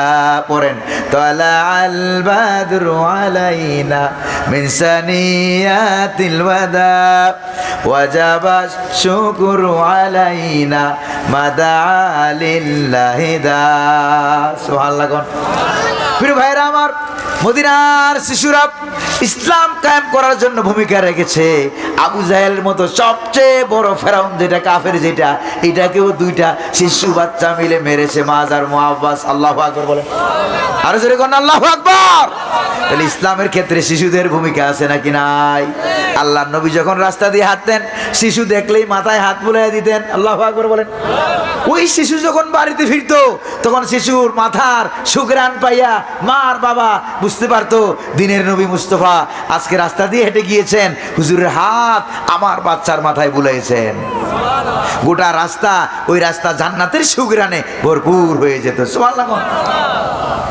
শিশুদেরকে আদর করবেন, যত্ন করবেন, মহব্বত করবেন। কিছু কিছু এলাকায় কিছু কিছু মুরব্বী আছে, শিশুরা মসজিদে গিয়ে একটু দৌড়াদৌড়ি করলে বেক্সি মারে। জোরে কন্যা আছে নাকি নাই? আপনাদের এলাকায় বোধহয় এরকম নাই, তাই জোরে কন্যা আছে কিনা? তুরস্কের এক বড় মসজিদের ইমাম তিনি বলেছিলেন, ওই জাতির বড় দুর্ভাগ্য যেই জাতির মসজিদের জামাতের যখন নামাজে দাঁড়িয়ে যায়, নামাজের পিছনে শিশুদের কেচামেচি শোনা যায় না। ওই জাতির কপাল বড় খারাপ, ওই জাতির দুর্ভাগ্য। মুহাম্মদ সাল্লাল্লাহু আলাইহি সাল্লাম নামাজে দাঁড়াতেন, আল্লাহু আকবার, শিশুদের চিল্লানি কান্নাকাটি মুহাম্মদ সাল্লাল্লাহু আলাইহি সাল্লাম শুনতেন। বুখারীতে হাদিস আছে নাকি নাই? জোরে বলেন না, আছে নাকি নাই? একবার আল্লাহর নবী নামাজে দাঁড়িয়ে গেলেন, পিছন থেকে এক বাচ্চার কান্নার আওয়াজ এসে গেল। আল্লাহর নবী ওই শিশুর কান্নাকে থামাবার জন্য কেরাত ছোট করে আল্লাহর নবী নামাজের জামাতরা সংক্ষিপ্ত করে জামাত শেষ করে দিলেন। জোরে করেন আল্লাহু আকবার। নামাজ শেষে আল্লাহর নবী বলেন, শোনো সাহাবীরা, শিশু বাচ্চার কান্নার আওয়াজ শুনে তাড়াতাড়ি করে নামাজটা শেষ করে দিলাম, কারণ আমার মনে হলো ওই বাচ্চার মা বোধহয় আমার নামাজের জামাতে শরীক হয়েছে, যাতে করে বাচ্চারও ডিস্টার্ব না হয়, মায়েরও ডিস্টার্ব না হয়। শিশুর অধিকার রক্ষা করে আমি মুহাম্মদুর রাসূলুল্লাহ নামাজকে সংক্ষিপ্ত করে দিলাম। আসেনি বুখারীতে? জোরে কন্যা হাদিস আছে নাকি নাই? আবার শিশু বাচ্চা দেখলেই আল্লাহর নবী দূর থেকে সালাম দিতেন, আসসালামু আলাইকুম, হাসি মুখে সালাম দিতেন। সুবহানাল্লাহ। আমাদের নবীজিকে জীবনেও কেউ আগে সালাম দিতে পারে নাই। জোরে কন্যা সুবহানাল্লাহ, আরে জোরে কন্যা সুবহানাল্লাহ। শিশুদেরকে দেখলেই, রাস্তায় দেখলেই তিনি সালাম দিতেন, হাসি মুখে শিশুদের মাথায় হাত বুলাতেন, তাদেরকে বরণ করে নিতেন। জোরে কোন সুবহানাল্লাহ। এই জন্য একজন কবি বলেছেন, গল্প বলি শোনো প্রিয় নবীজির, শ্রেষ্ঠ মানুষ যিনি এই ধরনীর। বলেন, গল্প বলি শোনো প্রিয় নবীজির, শ্রেষ্ঠ মানুষ যিনি এই ধরনীর। ছোটদের দেখে তিনি মিষ্টি হেসে সালাম দিতেন আগে ভালোবেসে। ঠিক কিনা? ছোটদের দেখে তিনি মিষ্টি হেসে সালাম দিতেন আগে ভালোবেসে। চোখ দুটো ছিল তার শান্তির নীর, পরের ব্যথাতে তিনি সদাই অধীর। চোখ দুটো ছিল তার শান্তির নীর, পরের ব্যথাতে তিনি সদাই অধীর। সুবহানাল্লাহ। আরো জোরে বলেন না সুবহানাল্লাহ। এবার কারা কারা চান রিজিক বাড়ুক, বেতন বাড়ুক, মাস বাড়ুক, কারা কারা বাড়াইতে চান তারা একটু হাত তোলেন। বাড়াইতে চান? ইজ্জত সম্মান বাড়াইতে চান, রিজিক বাড়াইতে চান, বেতন বাড়াইতে চান, হাদিয়া বাড়াইতে চান, আল্লাহর নবীজি বলেন মান সাররাহু আইয়ুমিদ্দালাহু ফি উমরিহি ওয়া ইউজাদু লাহু ফি রিজকিহি, যে ব্যক্তি চায় রিজিক বাড়াইতে চায়, হায়াত বাড়াইতে চায়, ইজ্জত সম্মান যদি বাড়াইতে চায়, তাহলে ফালিয়াবাররা ওয়ালিদাইহি ওয়ালিয়াসিল রাহিমাহু, রাওয়াহু আহমদ।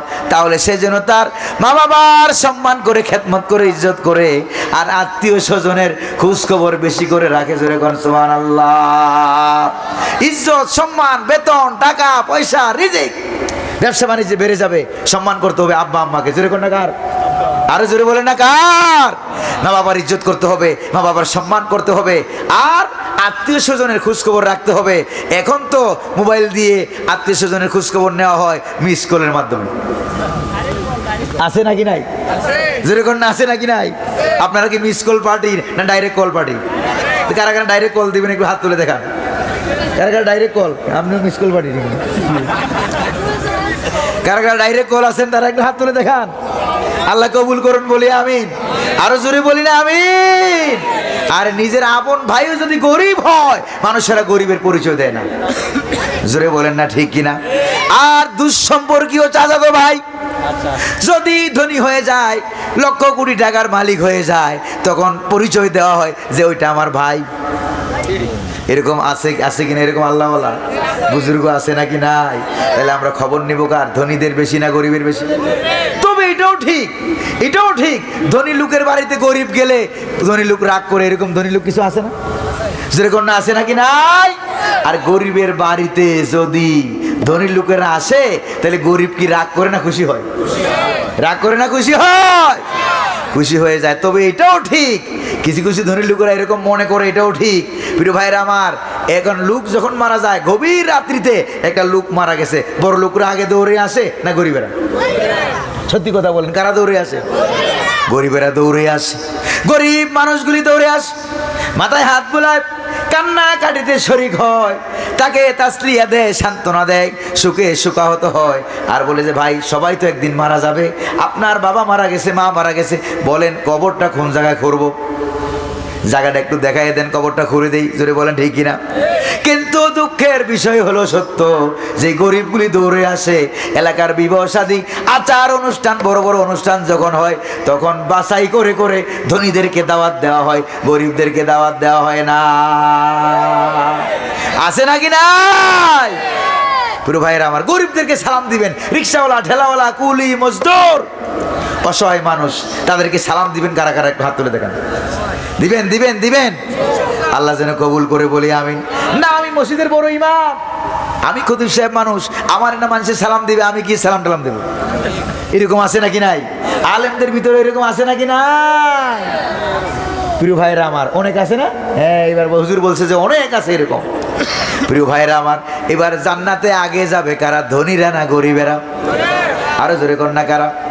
কয়শো বছর আগে? জোরে কন্যা কত?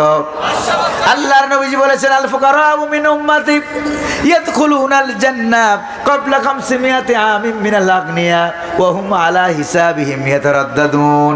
আমার উম্মতের গরিব উম্মতেরা, ঈমানদারেরা, তারা ধনীদের চাইতে 500 বছর আগে জান্নাতে চলে যাবে, আর ধনীরা আমার হিসাবের কাঠগড়ায় দাঁড়াইয়া হিসাব দিতে হিমিশিমি খেয়ে যাবে। আল্লাহু আকবার বলেন। দুইজন আল্লাহর ওলি, একজন কোটিপতি, একজন 10 তলা, আর একজন গাছতলা। কথা কি বুঝে আসছে নাকি আসে নাই? দুইজন আল্লাহর ওলি, একজন 10 তলা, আর একজন গাছতলা। এই দুইজনই তো আল্লাহর ওলি। জান্নাতে আগে যাবে কে? 10 তলা না গাছতলা? গাছতলা। কয় শত বছর আগে? আরো জোরে বলেন না কত? 500 বছর আগে আল্লাহ জান্নাত দিয়ে দিবেন। এই জন্য গরিবদেরকে অবহেলা করা যাবে না, কারণ গরিবরাই সবার আগে ইসলাম গ্রহণ করেছে। জোরে বলেন ঠিক কিনা? এই জন্য গরিবদের কথা বললাম। ব্যবসায়ী ভাইদের কথা বলি। ও আমার ব্যবসায়ী ভাইরা যারা আছেন, ভালো করে একটু খেয়াল করে শুনেন। আত্তাজিরা সাদুকাল আমিন মান নবিয়িন ওয়াস সিদ্দিকিন ওয়াস শুহাদা। সত্যবাদী ব্যবসায়ী, আমানতদার ব্যবসায়ী, ওজনে কম দেয় না, খাদ্যে ভেজাল দেয় না। এই ব্যবসার মাধ্যমে আপনাকে জান্নাতে যেতে হবে। আপনি মনে মনে ভাববেন না যে নামাজ দিয়ে জান্নাতে যাব, ব্যবসার হিসাব বুঝি হবে না। এটা মনে মনে ভাবার কোনো সুযোগ এটা নাই। আল্লাহ নবীজি বলেছেন একজন সত্যবাদী ইমানদার আমানতদার ব্যবসায়ী ওজনে কম দেয় না, খাদ্যে ভেজাল দেয় না, এরকম ব্যবসায়ীকে পরকালে হাসরের ময়দানে আল্লাহ পাক নবী, শহীদ আর সত্যবাদীদের কাতারে একই কাতারে দাঁড়াইয়া হাসর করাইয়া দিবেন। আরো জোরে কন্যা সুবহানাল্লাহ, আরো জোরে কন্যা সুবহানাল্লাহ। এবার মা বোনরা মনে মনে ভাববে যে সবার কথা বলতে হুজুর, আমাদের কথা বলে না। জোরে কোন ঠিক কিনা? আমার কাছে হিসাব আছে নাকি নাই? জোরে কোন না আছে নাকি নাই? মা বোনরা মনে মনে ভাববে মুরব্বীদের কথা বললো, যুবকদের কথা বললো, শিশুদের কথা বললো, ব্যবসায়ীদের কথা বললো, আলেম ওলামাদের কথা বললো, হুজুর তো আমাদের কথা বলে না, মনে আজকে বোধহয় ভুলে গেছে। জোরে কোন ঠিক কিনা? না ভুলি নাই, আসতেছে উস্তাদের মায়ের কথা কয় না, উস্তাদের মায়ের শেষ রাত শেষ ভালো যার সব ভালো। আল্লাহর নবীজি বলেন ইন্নামাল আমালু বিল খাওয়াতিম, শেষ ভালো যার সব ভালো তার। আল্লাহর নবীজি বলেছেন মায়েরা বোনেরা কাজ করবে চারখানা, বেহেশত পাইবে কয়খানা? আর কিছু রেকর্ড, কাজ করবে বেহেশত পাবে, 8টা বেহেশত পেয়ে যাবে।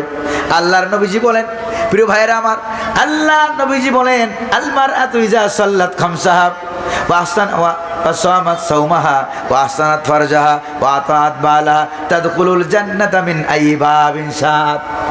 আল্লাহর নবীজি বলেন যে সকল মহিলারা 4খানা কাম করবে, নামাজ পড়বে, রোজা রাখবে, এরপরে পর্দা পুশিদা সহকারে চলাফেরা করবে, অর্থাৎ নিজের ইজ্জতের হেফাজত করবে। 4 নম্বরে হলো স্বামী থাকলে পরে স্বামীর সেবা করবে, খেদমত করবে। কয়টা হলো? নামাজ, রোজা, পর্দা, ইজ্জতের হেফাজত, স্বামীর খেদমত। কয়টা হলো? 4টা কাজ যে সকল মায়েরা বোনেরা করবে। আল্লাহ নবীজি বলেছেন পরকালে হাসরের ময়দানে জান্নাতের 8টা দরজা খুলে দিয়ে আল্লাহ বলবেন, ও আমার বান্দি, আজকে জান্নাতের যেই দরজা দিয়ে তুমি বেহেশতে ঢুকতে চাও ওই দরজা দিয়ে জান্নাতে ঢুকে যাও। সুবহানাল্লাহ। প্রিয় ভাইরা আমার, মা বোনদের কথা বলতে গেলে আরেকটা কথা বলি। সর্বপ্রথম আল্লাহ নবীর কাছে কালেমার দাওয়াত পাইয়া ইসলাম গ্রহণ যে ব্যক্তি করলো, পুরুষ না নারী? আরো জোরে কন্যা, পুরুষ না নারী? সর্বপ্রথম আল্লাহ নবীর জবান থেকে আল্লাহর নবীর মাধ্যমে আর সর্বপ্রথম উম্মতের ভিতরে আল্লাহ যাকে সালাম দিয়েছেন, পুরুষ না নারী?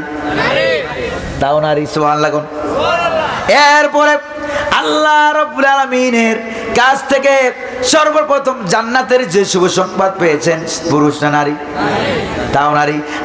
আবার হুজুরের ইন্তেকালের আগে সর্বশেষ হুজুরের জবান মুবারক থেকে সর্বশেষ যাকে জান্নাতের শুভ সংবাদ দেওয়া হয়েছে, তাও পুরুষ নাকি মহিলা?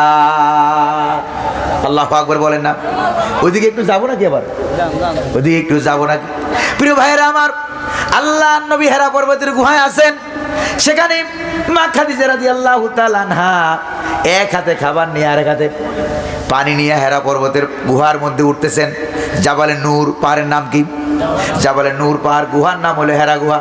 এই গুহাটার নাম আগে হেরাও ছিল না, পাহাড়ের নামও আগে নূর পাহাড় ছিল না, আগে ছিল শুধু জাবাল মানে পাহাড়, মাউন্টেন, ঠিক না? যখন ওই পাহাড়ের উপরে যখন কোরআনুল কারীম নাজিল হয়ে গেল, এই কোরআনুল কারীম নাজিল হওয়ার কারণে পাহাড়ের নাম হয়ে গেল জাবাল নূর, অর্থাৎ নূরের পাহাড়। জোরে কোন সুবহানাল্লাহ। অর্থাৎ কোরআনুল কারীমের আরেক নাম হলো নূর, আরেক নাম কি? কদ জাআকুম মিনাল্লাহি নূর। সুবহানাল্লাহ পড়েন। তোমাদের জন্য আমার পক্ষ থেকে এসেছে নূর, কোরআনুল কারীম। জোরে কোন সুবহানাল্লাহ।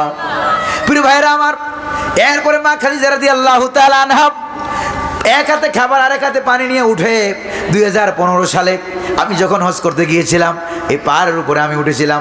উঠতে উঠতে আমার মতো যুবক মানুষ, তখন তো শক্তি আরো বেশি ছিল, আমার মতো যুবক মানুষ ওই পাহাড়ের উপরে উঠতে আমার সময় লেগেছে প্রায় 45 মিনিট। কত মিনিট? 3বার রেস্ট নেওয়া লাগছে। কয়বার? 3বার রেস্ট নেওয়া লাগছে। তাও তো এখন মক্কা থেকে পাহাড় পর্যন্ত গেলাম প্রায় 3.5 কিলোমিটার গাড়ি চালাইয়া, গাড়িতে চড়ে। কিন্তু মা খাদিজা যখন গিয়েছেন, মা খাদিজার বাড়ি থেকে পাহাড় পর্যন্ত কোথাও কোনো রাস্তাঘাট ছিল না, কোথাও উঁচু কোথাও নিচু, বন্ধুর পথ। এই বন্ধুর পথ পাড়ি দিয়ে মা খাদিজা কিভাবে গেলেন? এরপরে আবার পাহাড়ের উপরে উঠতেছে। আল্লাহর নবীর বয়স তখন 40, মা খাদিজাকে যখন বিবাহ করেছিলেন হুজুরের বয়স ছিল 25, মা খাদিজার বয়স ছিল 40। এবার আল্লাহ নবীর বয়স 40, মা খাদিজার বয়স হয়ে গেছে 55। কত? 55 বছরে একটা মহিলার শরীরে আর কতটুকু শক্তি থাকে? তারপরে এক হাতে খাবার নিয়ে আর এক হাতে পানি নিয়ে উপরের দিকে যখন উঠতেছেন, হযরত জিবরাইল বলেন, ইয়া রাসূলুল্লাহ, ইয়া হাবিবাল্লাহ, অন্যান্য দিনের মতো আজকে বেশি সময় আপনাকে আমি বিলম্ব করব না, কারণ আমি দেখতে পেয়েছি, উপর থেকে আমি দেখতে পেয়েছি আপনার কাছে হযরতে খাদিজা অনেক কষ্ট করে পার বেয়ে বেয়ে এক হাতে খাবার নিয়ে আর এক হাতে পানি নিয়ে পার বেয়ে বেয়ে অর্ধেক প্রায় উঠে গেছে। তবে হ্যাঁ, এই খাদিজা যখন আপনার কাছে আসবে, আসার পরে আপনি আল্লাহর পক্ষ থেকে বলবেন, ইন্নাল্লাহা ইয়াকরাউহা সালাম, আল্লাহ রাব্বুল আলামিন হযরত খাদিজার প্রতি রহমতের সালাম পাঠিয়েছেন। আল্লাহু আকবার বলেন। আর তার স্বামীর খেদমতে খুশি হয়ে গিয়া আল্লাহ রাব্বুল আলামিন বলেছেন যে ওয়ালাহা বাইতুম মিন কাসাবিন ফিল জান্নাহ, আল্লাহ পাক হযরতে খাদিজার জন্য জান্নাতের ভিতরে মণিমুক্তা দিয়া বিরাট বড় একটা বালাখানা তৈরি করে রেখেছেন। আরো জোরে কন্যা সুবহানাল্লাহ। হযরতে খাদিজা কেন এই শুভ সংবাদ পেলেন? তার কারণটা হলো আল্লাহ নবী কোরআন নাজিল হওয়ার সঙ্গে সঙ্গে যখন আল্লাহ পাক রব্বুল আলামিন বললেন তোমার নিকটবর্তী যারা আছে তাদেরকে কালিমার দাওয়াত দাও। আল্লাহ নবী যখন কালিমার দাওয়াত দিতে আরম্ভ করে দিলেন, সর্বপ্রথম দাওয়াতটা দিলেন হযরতে খাদিজার কাছে। হযরতে খাদিজা রাদিয়াল্লাহু তাআলা আনহা বললেন, ইয়া রাসূলুল্লাহ, ইয়া হাবিবাল্লাহ, আপনি আমাকে কালেমার দাওয়াত দিচ্ছেন, আপনাকে আল্লাহ নবী বানিয়েছেন, রাসূল বানিয়েছেন। আপনার 15 বছরের দাম্পত্য জীবনে ঘর সংসার করতে গিয়া যে আচরণ আমি আপনার কাছে পেয়েছি, আল্লাহর কসম করে বলি ওই ব্যবহার কোনো সাধারণ মানুষের হতে পারে না। আপনি যে আল্লাহ নবী, কোনো সন্দেহ আমার নাই, আপনি সাক্ষী থাকেন। আপনাকে উপস্থিত রেখে আমি কালেমা পড়ে নিলাম, লা ইলাহা ইল্লাল্লাহু মুহাম্মাদুর রাসূলুল্লাহ। খাদিজা ইসলাম গ্রহণ করে ফেললেন। কাল বিলম্ব করেন নাই, 1 সেকেন্ডও দেরি করেন নাই। আর বললেন, আমার যত সহায় সম্পদ আছে হুজুরের কদম মুবারকে দিয়ে দিলাম, আজ থেকে সবগুলোর মালিক হয়ে গেলেন আপনি। দিন ইসলামের জন্য যেখানে যা মনে চায় সব আপনি আপনার মন মতো খরচ করেন। জোরে কোন সুবহানাল্লাহ, আর জোরে কোন না সুবহানাল্লাহ। এখানে অনেক মা বোনেরা আছে, স্বামীর টাকার পয়সা সব নিজের কাছে রেখে দেয়। এরকম আছে নাকি নাই? আবার ভালো আছে নাকি নাই? আল্লাহু আকবার বলেন না। প্রিয় ভাইরা আমার, আল্লাহ নবী ইসলামের কাজ করে, দাওয়াতি কাজ করে রাতের বেলায় যখন ঘরে ফিরতেন, তখন খাদিজা বলে মাত্র একটা ডাক দিতেন। কয়টা? জোরে বলেন না, কয়টা? একবার ডাক দিতেন। ডাক দেওয়ার সঙ্গে সঙ্গে দরজা খোলা হয়ে যেত। নবীজি বললেন, খাদিজা রে, তুমি কি ঘুমাও না?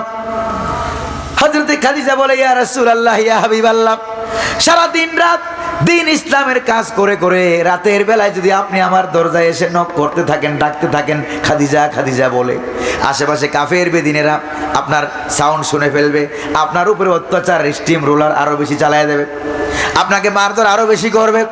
সেই ভয়েতে আপনি বাসায় ফেরার আগ পর্যন্ত আমি খাদিজা দরজার সাথে বিছানায় পিঠ না লাগাইয়া দরজার সাথে পিঠ লাগাইয়া দাঁড়াইয়া দাঁড়াইয়া ঘুমাইতাম। আল্লাহু আকবার বলেন। প্রিয় ভাইয়েরা আমার, যারা স্বামী আর স্ত্রী আছেন এগুলি আমল করবেন বেশি করে। প্রিয় ভাইয়েরা আমার, স্বামী স্ত্রীকে সালাম দেয় না, স্ত্রী স্বামীকে সালাম দেয় না, অথচ আল্লাহ নবীর স্ত্রীরা বলেছেন জীবনে বহু চেষ্টা করেছি, আল্লাহ নবীকে আগে সালাম দিতে পারি নাই। সুবহানাল্লাহ। প্রিয় ভাইরা আমার, এই জন্য আল্লাহ নবীর জবান মুবারক থেকে সর্বশেষ যেই লোকটা জান্নাতের সার্টিফিকেট পেল সেটাও কি পুরুষ না মহিলা? আরো জোরে বলেন না, পুরুষ না মহিলা? আল্লাহ নবী মরজেমুতে মুবতালা হয়ে গেলেন, ইন্তেকাল করে যাবেন, দুনিয়া থেকে বিদায় হয়ে যাবেন। ঠিক ওই সময়ে আল্লাহ নবী দেখলেন হযরতে ফাতেমা রাদিয়াল্লাহু তাআলা আনহা কাঁদতে কাঁদতে পাগলিনীর মতো হয়ে গেছে, বেকারার হয়ে গেছে। আল্লাহ নবী হযরতে ফাতেমাকে কাছে ডাকলেন, ডেকে বললেন, মা তুই কাঁদিস না, তোর চোখের পানি আমার সহ্য হয় না। ওরে ফাতেমা, আমি তোমাকে শুভ সংবাদ দিয়ে যাই, আমি মরে গেলে পরে আমার পরিবার পরিজনের ভিতর থেকে সর্বপ্রথম তোমার সাথে আমার সাক্ষাৎ হয়ে যাবে। হুজুরের ইন্তেকালের 6 মাস পরে মা ফাতেমা দুনিয়া থেকে বিদায় হয়ে গেল। প্রিয় ভাইরা আমার, আর নবীজি বলেন, ফাতেমা রে শোনো, আরেকটা শুভ সংবাদ তোমাকে আমি দিয়ে যাই। আন্তি সাইয়্যিদাতু নিসাই আহলিল জান্নাহ। সুবহানাল্লাহ কোন? আন্তি সাইয়্যিদাতু নিসাই আহলিল জান্নাহ। আল্লাহ রাব্বুল আলামিন তোমাকে জান্নাতের সমস্ত নারীদের সর্দারিনী বানিয়েছেন। 60 হাত লম্বা, এরপরে 100 যুবকের শক্তি দেওয়া। এবার দেখতে যদি চেহারাটা কুৎসিত হয় তাহলে কি হুরুরা পছন্দ করবো? জোরে কন্যা পছন্দ করবে নাকি? এবার চেহারাটাকে আল্লাহ নবীজি বলেন, ওয়া উজুহুম কাল কামারি ফি লাইলাতিল বাদর। পূর্ণিমার চাঁদের মতো রব্বুল আলামিন চেহারা সুন্দর বানায়া দিবেন। আল্লাহু আকবার বলেন। এমন জান্নাতে কি আমরা ঢুকতে চাই? আল্লাহ যেন তৌফিক দান করেন, জোরে বলে আমিন। প্রিয় ভাইরা আমার, এরপরে হলো সর্বশেষ হলো জাহান্নাম। সর্বশেষ কি? আরো জোরে বলেন না, সর্বশেষ কি? জাহান্নাম সম্পর্কে অনেক কথা আছে, এত লম্বা কথা বলবো না। তবে একটা ঘটনা, একটা হাদিস আপনাদেরকে শোনাবো, শোনায়া শেষ করে দেব। কয়টা হাদিস? জোরে বলেন না কয়টা?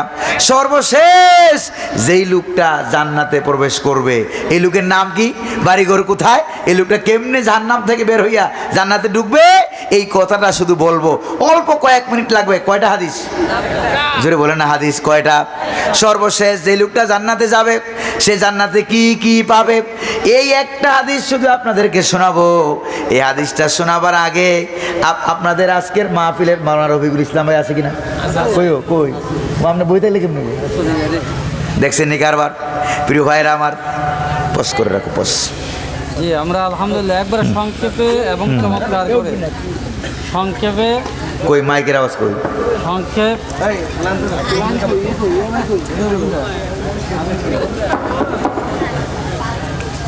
সংক্ষেপে এবং চমৎকার করে আজকে যে আলোচনা শুনলাম, তাতে আমাদের বেশি খারাপ লাগছে না ভালো লাগছে? যারা উঠাউঠি করতেছেন আপনাদেরকে সুবিধা অনুরোধ করবো, টাকা পয়সা না দিতে পারলেও পরিবেশটা আপনি নষ্ট করার দায় কালে দিয়ে এখান থেকে বের হবেন না। কোরআনের মজলিস সুন্দর মজলিস, আলোচনার মজলিস সুন্দর মজলিস, জোরাজুরি দেয়, কারো কারো পাড়াবাড়ি দেয়। এই যে দুই একজন উঠে মজলিসকে অসুন্দর করলেন, তাই কিন্তু আপনাকে দিতে হবে। আমরা যতক্ষণ কথা বলবো, মাদ্রাসার খাতিরেই কথা বলবো, কোরআনের খাতিরেই কথা বলবো। মিডিয়ার কথা চিড়ে ভিজে না, চিড়ে ভিজেতে পানি লাগে। কি লাগে? জান্নাতে যাব, জান্নাতে যাওয়ার জন্য আমাদেরকে যে ত্যাগ আর কোরবানি সাহাবায়ে কেরাম রাদিয়াল্লাহু তাআলা আনহুম করেছেন, এরকম দৃষ্টান্ত আমাদেরকে উপস্থাপন করতে হবে। শুধু সুন্দর লাগলো, কানে সুন্দর লাগলো, আওয়াজ নিয়ে বাসায় চলে গেলাম, এর মাধ্যমে আমল হলো না। এই জন্য এই পর্যায়ে আপনাদের দান অনুদানে প্রতিষ্ঠিত স্বল্প সময়ের মধ্যে এই মসজিদ এবং মাদ্রাসা 3 তলা ভবনের কাজ শুরু হচ্ছে। 3 লক্ষ টাকার রড সিমেন্ট অলরেডি এখানে এসে গেছে। আমরা 3 রড ছাদটা শুরু করতে যাচ্ছি। এই 3 লক্ষ টাকার সবটাই দিয়েছেন জনাব ফিরোজুদ্দিন হাওলাদার। আল্লাহ সুবহানাহু ওয়া তাআলা যেন তার দানকে কবুল করে। এছাড়াও তিনি বলেছেন আরো লাগলে তিনি দিবেন এবং দিয়ে যাচ্ছেন যখন যা বলি। সুতরাং তার যদি এত দরকার হয়, আমাদের দরকার আছে না নাই? তা আমরা ইতিমধ্যেই কার্ডের টাকা আপনারা দিয়েছেন, যারা কার্ডের টাকা দিয়েছেন নিয়মিত দান করে যাচ্ছেন। আপনার নামটা খোদাই করা, আল কোরআনের এই প্রতিষ্ঠানটিকে রাখার জন্য আপনার নাম খোদাই করা, কার্ডে আপনার নাম আছে, সে টাকাটা আপনারা পৌঁছে দিয়েছেন। ওই টাকা দিয়ে আমরা মাহফিল করি, ওই টাকা দিয়ে আমরা মাদ্রাসা পরিচালনা করি। আলহামদুলিল্লাহ, এই মাদ্রাসার ছাত্ররা লেখাপড়া করে, এসব ছাত্রগুলি হচ্ছে আমাদের হুজুরের ছেলে না আমাদের এলাকার ছেলে, মা হুজুরের ছেলে না এলাকার ছেলে। এই মাদ্রাসা পড়া এখন 300 ছাত্র, এখন বর্তমান 300 ছাত্র, এই সব এলাকার ছেলেমেলে না। তা এই মাদ্রাসাকে ধরে রাখার জন্য চেষ্টা করবে কারা? ঢাকা থেকে আইসা খালি পুরস্কার করলে হবে? আরে ভাই, আজকে মাদ্রাসা প্রতিষ্ঠিত আছে, মন্দিরের মধ্যে যে কয়টা হেফজ মাদ্রাসা তার মধ্যে 1 নম্বরে আছে। থাকার পরেও আমরা খুশি দেবে যাক, তাহলে এই মাদ্রাসা টিকায় রাখার জন্য কিছু করণীয় নাই, মাস নাই, মাসের সময় কাজ করতে পারি নাই। জমিতে ধান নাই, ফসলের সময় কাজ করতে পারি না। আর মানুষের আমাদের একটা নিয়ম আছে, আমরা চাল করা শুরু করি না। এটা সব দিক থেকে আমরা চেষ্টা করি শুধু পড়া আর পড়া, পড়া আর পড়া। প্রতি বছর 4-5 জন ছাত্র পাগড়ি দিয়ে আপনাদের টাকা বের হয়, এর থেকে বড় সুসম্পদ কিছু হতে পারে না। সব মিলে এই মাদ্রাসা পরিচালনা এবং মাদ্রাসার ফলাফল রেজাল্টে আমরা বেদান্তে খুশি, আলহামদুলিল্লাহ। আমাদের এখান থেকে নুরানি তৃতীয় বিভাগ থেকে যে ছেলেরা বের হয়, প্রাইমারি তাকে নিয়ে 5-এ ভর্তি করা, 5-এ পরীক্ষা দেয়, আবার 6 পর্যন্ত তারা পরীক্ষা দেওয়া। তার মানে এই মাদ্রাসা 3 অন্য জায়গার কি পায়। তাহলে এইরকম লেখাপড়া যেখানে হয়, সেখানে যদি আমাদের কিছু অবদান না রাখি, এটা কি ঠিক হয়? সেই অবদানের স্বার্থে হয়তো হুজুর 2-4 দিন আমরা এখানে দাঁড়িয়েছি। তারপর আজকে আমরা সর্বপ্রথম আমাদের যে প্রধান অতিথি, তিনি থাকতে পারেন না, কিন্তু টাকা দিয়ে, অর্থ দিয়ে মন এখানে আছে। আমার সাথে কথা হয়েছে জনাব ফিরোজ হলাদার, তিনি বলছেন যে আমি তো দিলাম, তারপর আবার দিতে হবে। 3 লক্ষ টাকা দিল না, ওই যে ইট রড টড এগুলো আনছি, আরো দিতে হবে। তাকে সঙ্গে অনুরোধ করলাম, আমাদের সভাপতি কিছু না কিছু তো দিতে হয়। প্রথম 10 বলছে, এরপর আমি বললাম একটা ইজ্জত হারে, হ্যাঁ আপনার ইজ্জত হারা না, আমার ইজ্জত হারা না। এরপরে তিনি 20,000 টাকা দান করলেন, আলহামদুলিল্লাহ। নারায়ে তাকবীর। জনাব ফিরোজ উদ্দিন হাওলাদার 3,20,000 টাকা আল্লাহ তুমি কবুল করা, নারায়ে তাকবীর। আল্লাহ সুবহানাহু ওয়া তাআলা তার ব্যবসা বাণিজ্যের মধ্যে বরকতের পয়সা দান করে দাও। আপনারা দেখবেন যারা দেয় আল্লাহ তাদেরকে বাড়া, কিছু লোক আছে ধরে রাখে, এরা কিন্তু পরবর্তীতে শেষ মাস গিয়ে পিছনে গিয়ে কাম দেবে। যে লোকরা দেখবেন বেশি খায় কিন্তু হজম হয় না, পায়খানা হয় না, ও খাওয়া খায় সে অসুস্থ হয়ে হাসপাতাল যায়, ঠিক না ঠিক? আল্লাহ আমাদেরকে যা দিচ্ছে এর থেকে যদি আমরা ব্যয় না করি, অমিম্মা রাযাকনা হুম ফিকুর, শেষ মাস কিন্তু এই দান না করার কারণে, এই মসজিদ মাদ্রাসা কোরআন আল্লাহর বিধান কায়েমের জন্য যদি দান না করি, এটা ধরে রাখি, আমরা ধরে রাখতে পারবেন না। পানি কি হাত ধরে রাখা যায়? পড়ে যায়। সম্পদে কেউ ইচ্ছা করলে ধরে রাখতে পারে না, ক্ষমতার সে কেউ ইচ্ছা করলে ধরে রাখতে পারে না, ইজ্জত কেউ ইচ্ছা করলে ধরে রাখতে পারে না, আল্লাহ যতক্ষণ পর্যন্ত বরকত নসিব না করে। এই পর্যায়ে আমাদের আজকে বিশেষ অতিথি হিসেবে জনাব মরহুম সালাউদ্দিন চৌধুরী সাহেবের সুযোগ্য সন্তান জনাব জামানেতা জুবায়ের হাসান রাজীব চৌধুরী, তিনি আজকের মাহফিলে 10,000 টাকা দান করলেন। আমরা তার দানকে কবুল করি, আল্লাহ যেন কবুল করে বলে আমিন। আল্লাহ যেন তার ন্যাক বাসনা পূর্ণ করে দেয় বলে আমিন। কানাডার ময়দানে তার বাবা যে শুয়ে আছে, মন্ত্রের এই ময়দান থেকে দোয়া করি আল্লাহ তার অপরাধগুলো মাফ করে তার কবরটাকে জান্নাতের টুকরা দান করুন বলে আমিন। তিনি দান করলেন 10,000 টাকা, নারায়ে তাকবীর। এরপর আমাদের সভাপতি জনাব মাহমুদুল আলমগীর, টাকা পয়সা নাই, খুব কষ্টে আছেন, তারপরেও তিনি 5,000 টাকা দান করলেন, আল্লাহ যেন তার দানকে কবুল করলেন।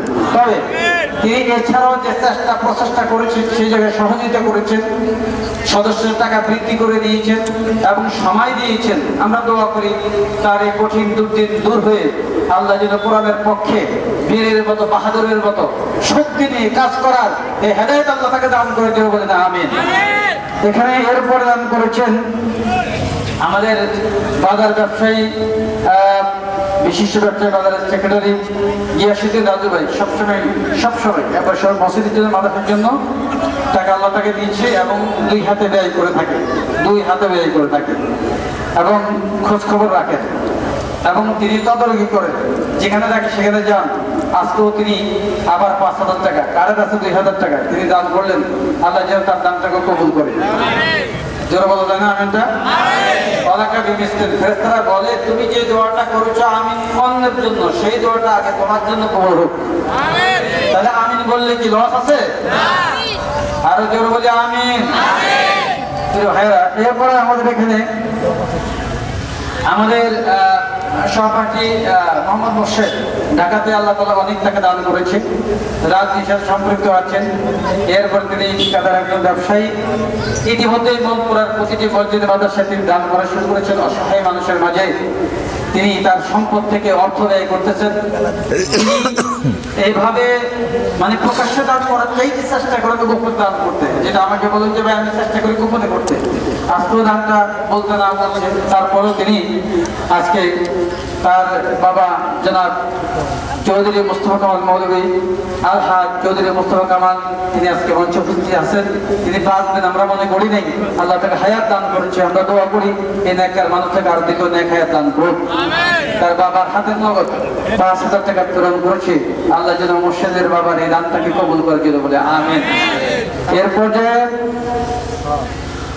আমাদের এখানে মাদ্রাসার একজন ক্যাশিয়ার আছেন, তার নাম হচ্ছে কি নাম জানি, হ্যাঁ, নূর নবী অরুণ। ও নূর নবী অরুণ, আমরা তো শুধু অরুণ বলেন। তিনি কি আজকে আমাদের মাহফিলে আসছে? তার বিশেষ দরকার, খুঁজে পাওয়া গেছে কোথাও? এই মানুষটা এই মাঠটা দিচ্ছে আজকে যেখানে আছে, এখানে ওয়াজ করার এই মাঠটা আমাদের মাদ্রাসা করতে গিয়ে কোথাও জমি ছট খাইছে, তার কাছে গিয়েছি, তিনি জমি দান করেছেন। সামনে আরো বাড়াবো, তিনি চিন্তা করছেন যে না, সব জায়গাতে আমার ঘর এটা ভাঙিয়ে আপনাদেরকে দিব, আমরা অনুরোধ করছি তাও দিব।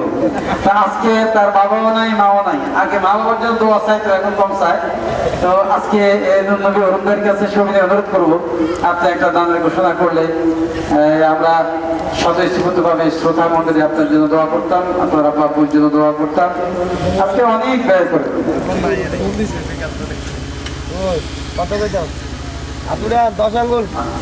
নারায়ে তাকবীর, নারায়ে তাকবীর।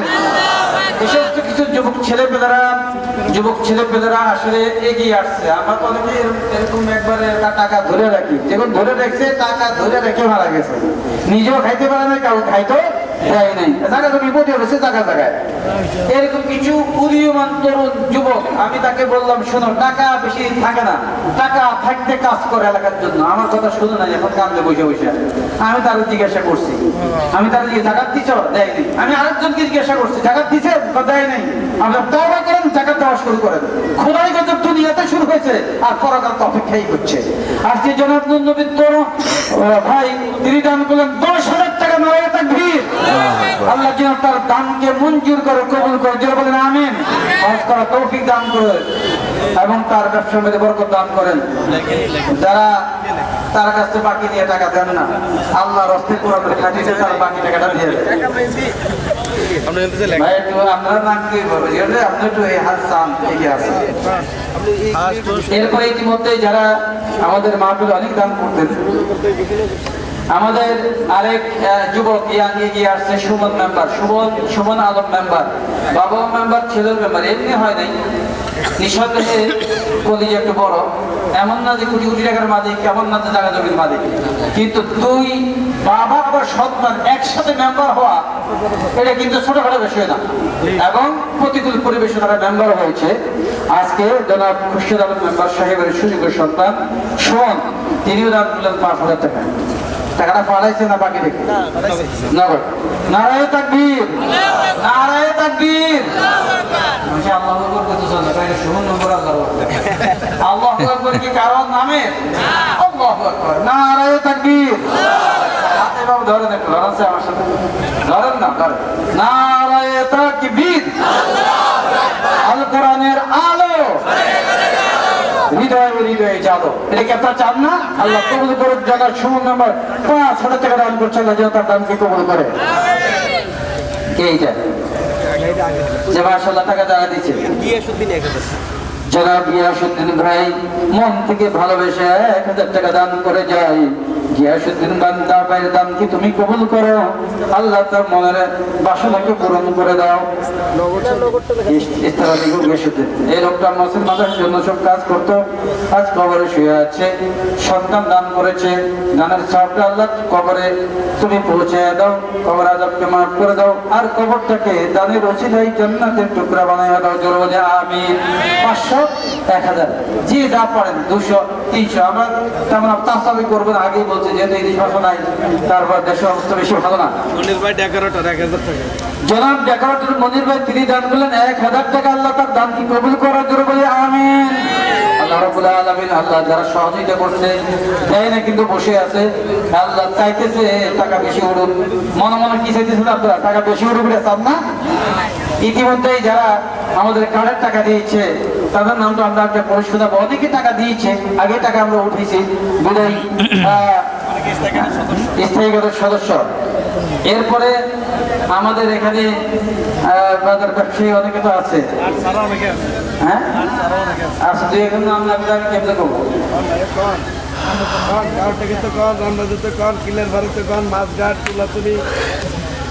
আল্লাহ আল্লাহ, তুমি কোরআনের জন্য আমাদের হুজুরকে বসায় দিয়েছি, কষ্ট দিতেছি, মাহফিলের আল্লাহ আদত নষ্ট হয়ে যাচ্ছে, আল্লাহ কোরআনের খাতিরে। মাশাআল্লাহ মাশাআল্লাহ। জনাব বাসেদ ভাই কার্ডের টাকা দিয়া দিছেন, এর উপরে মসজিদে নিয়মিত 500 টাকা করে সোলারের জন্য দিয়ে থাকে একবারে নিয়মিত ভাবে। আজকে তিনি আবার মাহফিলের ময়দানে বাবার কথা মনে করেন 2000 টাকা দান করেছে। আল্লাহ মেহেরবানি করে দয়া করে কোরআনের খাতিরে তার 2000 টাকা তুমি কবুল করো না, মঞ্জুর বলে আমিন। তার বাবার নামে 500 টাকা মতলব টাকা মারা গেছে এখানে মারা। জনাব মতলব মিয়া তাকে কবরস্থ করা হয়েছে। আল্লাহ বাবার জন্য ছেলে 500 টাকা দান করেছে। মেহেরবান খোদা দয়া করো এই সন্তানের প্রতি, যে সন্তান কবরের বাবার কথা মনে করে হারে মানুষ উড়ে রে মহিলা প্যান্ডেল 500 টাকা। আল্লাহ রাস্তার জন্য। মহিলা প্যান্ডেল থেকে আমরা আরো আশা করি। মহিলা প্যান্ডেল থেকে মা বোনেরা 400 টাকা দান করেছে। প্রত্যাশা মহিলা প্যান্ডেল থেকে আমার বোনেরা ফাতেমা রাদিয়াল্লাহু উত্তরসূরিরা, খাদিজা রাদিয়াল্লাহু তাআলা উত্তরসূরিরা, তাদের কাছে অনুরোধ করো আপনাদের প্যান্ডেল থেকে কোরআনের এই মাদ্রাসা টিকিয়ে রাখার জন্য খাদিজার মতো উদ্ধার করে আপনারা আরো দান করবেন। ইতিমধ্যে আমার হাতে এসেছে আমাদের মনপুরা ফাজিল ডিগ্রি মাদ্রাসার সম্মানিত সহকারী অধ্যাপক জনাব মাওলানা মাহবুবুর রহমান। তিনি একটা মাদ্রাসা চালায়, আমি সেই মাদ্রাসায় গিয়েছি। আমাদের এই হুজুর সেখানে দাওয়াত পেয়েছে, সেখানে তিনি যাবেন। জনাব মাওলানা বাবা ইন্তিকাল করেছে, বাবার জমিতে মাদ্রাসা মসজিদ প্রতিষ্ঠিত, তারপরে আবারও ওই বাবার আত্মার মাগফিরাতের জন্য আপনাদের কাছে দোয়া চেয়ে 500 টাকা দান করেছে। আল্লাহ যেন তার দানকে কবুল করে আর তার বাবাকে জান্নাতুল ফেরদাউস দান করে, জোরে বলে আমিন। একজন যুবক নিজের কথা করে 500 টাকা দান করেছে। তার দানকে তুমি কবুল করো, দানের উছিলায় তুমি জনাব জামাল ভাই ঘাটের টাকা দেয়, আবার এখন দিচ্ছে 500। জামাল ভাইকে দান করে কবুল করো, তার সন্তানগুলিকে মানুষ করার তৌফিক দাও। আল্লাহ তার ব্যবসা বাণিজ্য মধ্যে বরকত দান করো। যারা বসে বসে ধৈর্য সহকারে আমাদেরকে সাপোর্ট দেওয়া যাইতেছে, আল্লাহ এই লোকগুলিকে জান্নাতে তোমার আশা জীবন নিচে ছায়ার ব্যবস্থা করে দিও। জনাব এই মাদ্রাসার ছাত্র এবং শিক্ষক মোহাম্মদ সালমান অনেক কষ্ট করে, রোজার মাসে যে কষ্ট করে, নানানভাবে কষ্ট করে, সুযোগ্য সন্তানের বাবা নাজিমউদ্দিন তিনি একটা মাদ্রাসা চালায়। আবার আজকে এই মাদ্রাসায় তিনি অংশগ্রহণ করে 500 টাকা দান করেছে। আল্লাহ দানের উসিলায় তার খেদমতকে তুমি কবুল করো, মক্কা মদিনা জিয়ারত করা নসিব করে দাও। মন থেকে বলেন আমিন। ইচ্ছে করলে তো মক্কা মদিনা যেতে পারবেন না, জীবনের কোন এক জায়গায় আমল করেন, নেক নিয়ত করেন, হয়তো এর উসিলা করে আল্লাহ তাআলা আমাদেরকে সেই বরকত নসিব করতে পারে, ভাগ্য খুলে দিতে পারে, কপাল খুলে দিতে পারে। কপাল যদি খুলতে হয় কোরআনের মজলিসে কপাল খুলতে হবে। আমি জানি আপনারা অনেক কষ্টে আছেন, আর্থিক অনেক অসচ্ছলতা চলছে, এর মাঝেও কোরআনের খাতিরে যদি আপনার পকেটকে উদ্ধার করে দিতে পারেন, আপনার হাতকে বাড়িয়ে দিতে পারেন, নিঃসন্দেহে আল্লাহ সুবহানাহু ওয়া তাআলা রহম করবে, দয়া করবে, এতে কোনো সন্দেহ নাই। মোহাম্মদ মনির ভাই 500 টাকা দান করেছে। আয় আল্লাহ তুমি মেহেরবানি করে মনিরুল ইসলাম মনির ভাইয়ের দানকে কবুল করো, তার আশা স্বপ্নকে পূরণ করে দাও, প্রত্যাশাকে কবুল করে দাও রব্বুল আলামিন। আর যারা দান করেছে আল্লাহ দানকে কবুল করে দাও, দানের উসিলায় তাদের ইহদিন এবং পরকাল দুই জায়গাতেই আল্লাহ সম্মানের ব্যবস্থা করে দাও। মালিক আমাদের পাশে যিনি আজকে মেহমান, তিনি কুমিল্লা থেকে এসেছেন, মোহাম্মদ ওমর ফারুক নামটা আমি রেখেছি, স্বপন ভাই। আয় রব্বুল আলামিন তিনি দান করলেন 500 টাকা। রব্বুল আলামিন বাপ দাদের উত্তরসূরি এই মাদ্রাসা সন্তানরা ভুলে নাই, অনেক অভাব মধ্যে থাকার পরও আল্লাহ টাকা যতই কম হোক তুমি তোমার রহমতের দরজাগুলো খুলে দাও, রিজিকের দরজাগুলো খুলে দাও। অসুস্থতা দূর করে দাও, ওই ফ্যামিলির উপরে তোমার খাস রহমত নাজিল করে দাও। আয় রব্বুল আলামিন, এইভাবে আজকের মাঠে ময়দানে যারা বসে আছে আর তাকিয়ে দেখতেছে আর দোয়া করতেছে, প্রত্যাশা করতেছে সবাই যেন টাকা দুহাত তুলে দেয়। আয় আল্লাহ, তাদের চিন্তা চেতনাকে তুমি কবুল করো। মসজিদের যত সমস্যা আছে, খাজানা থেকে আল্লাহ, অদৃশ্য থেকে তুমি আল্লাহ আমাদের মসজিদ মাদ্রাসা সব অভাবগুলো তুমি দূর করে দাও। এমন দয়াবান, নেককার, পরহেজগার, উদার হৃদয়ের দানশীল আমাদেরকে দাও, যাতে করে কোরআনের এ বাগান সাজিয়েছি, কোরআনের এ বাগান ধরে রাখার মতো সেই তৌফিক তুমি আল্লাহ তোমার পক্ষ থেকে আমাদেরকে দান করো, রহম করো, দয়া করো। মানুষের মন, আল্লাহ, মানুষের দিল, অন্তর, এই প্রতিষ্ঠান ধরে রাখার ব্যাপারে তুমি আল্লাহ যদি সাহায্য না করো, মানে কোন কদিন আমাদের পক্ষে এই প্রতিষ্ঠান ধরে রাখা সম্ভব না। তাই আল্লাহ তাআলা তুমি দয়া করে মেহেরবানি করে আমাদের ভাইদেরকে এই কোরআনের মজলিসে দান করা, তৌফিক দান করা।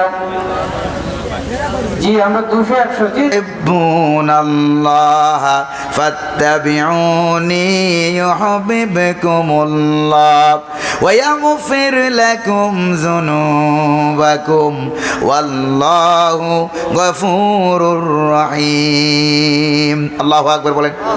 প্রিয় ভাইরা আমার, নবীজিকে আল্লাহ পাক বলেন, হুজুর আপনি তাদেরকে বলে দেন, খ্রিস্টানদেরকে বলে দেন, তোমরা যদি আল্লাহকে ভালোবাসতে চাও তাহলে আগে নবীর প্রতি ঈমান আনো। জোরে কোন সুবহানাল্লাহ।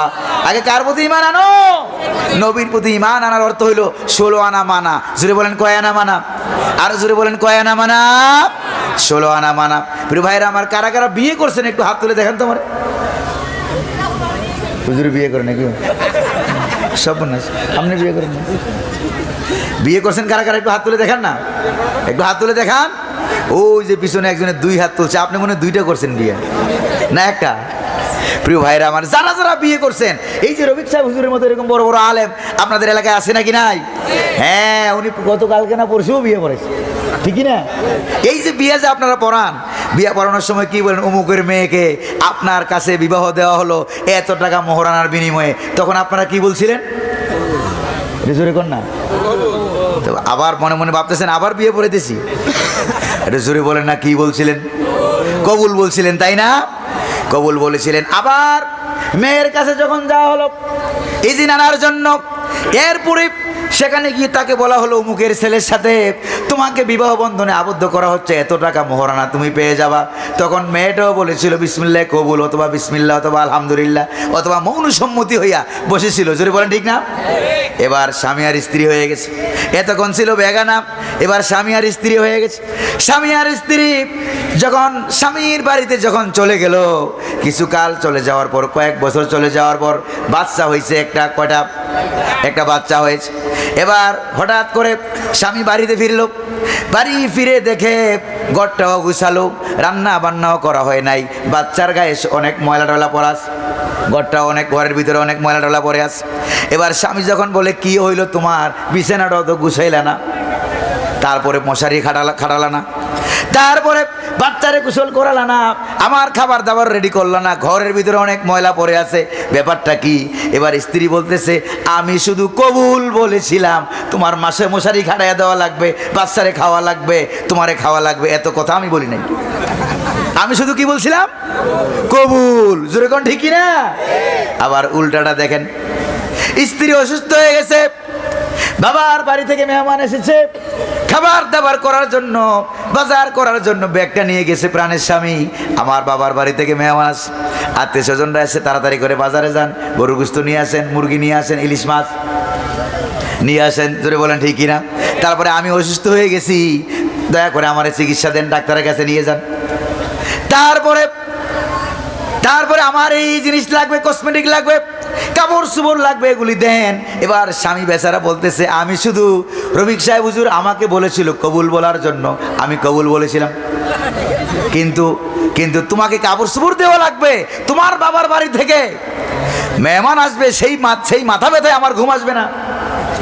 তারপরে কি জানি বলে তোমার অসুস্থ হয়ে গেছো, চিকিৎসা দেওয়া লাগবে, এত কথা আমি। এবার আপনারা বলেন স্বামী যদি এরকম বলে, স্ত্রী যদি এরকম বলে, বিবাহ কি থাকবে? ধরে বলেন বিবাহ কি টিকবে? বিবাহ যেরকম ভাবে টিকবে না। তার মানে হলো স্ত্রী যখন বলেছে কবুল, স্বামী যখন বলেছে কবুল, এবার দুইজনের সুখ দুঃখ, মহব্বত আর ভালোবাসা, বাজার ঘাট, তারপরে পোশাক আশাক, বাড়িঘর, জায়গা জমি, তারপরে সন্তানের দেখাশোনা করা, মশারি খাটানো টাটানো সহ যা যা দরকার সবগুলো কবুলের ভিতরে ঢুকেছে না হুজুর জোর করে ঢুকাইছে? কথা বলেন না কেন? সবগুলো কবুলের ভিতরে ঢুকছে নাকি ঢুকে নাই? নাকি হুজুরকে দোষ দিয়ে দিবেন হুজুর বিবাহ পড়ানোর কারণে ঢুকছে? ব্যাপারটা কি এরকম না আপনি বিয়ে করার কারণে ঢুকে গেছে?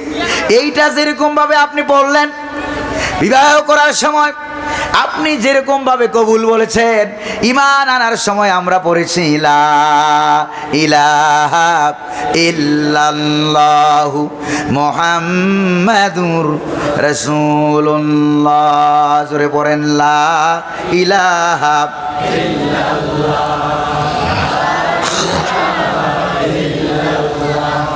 লা ইলাহা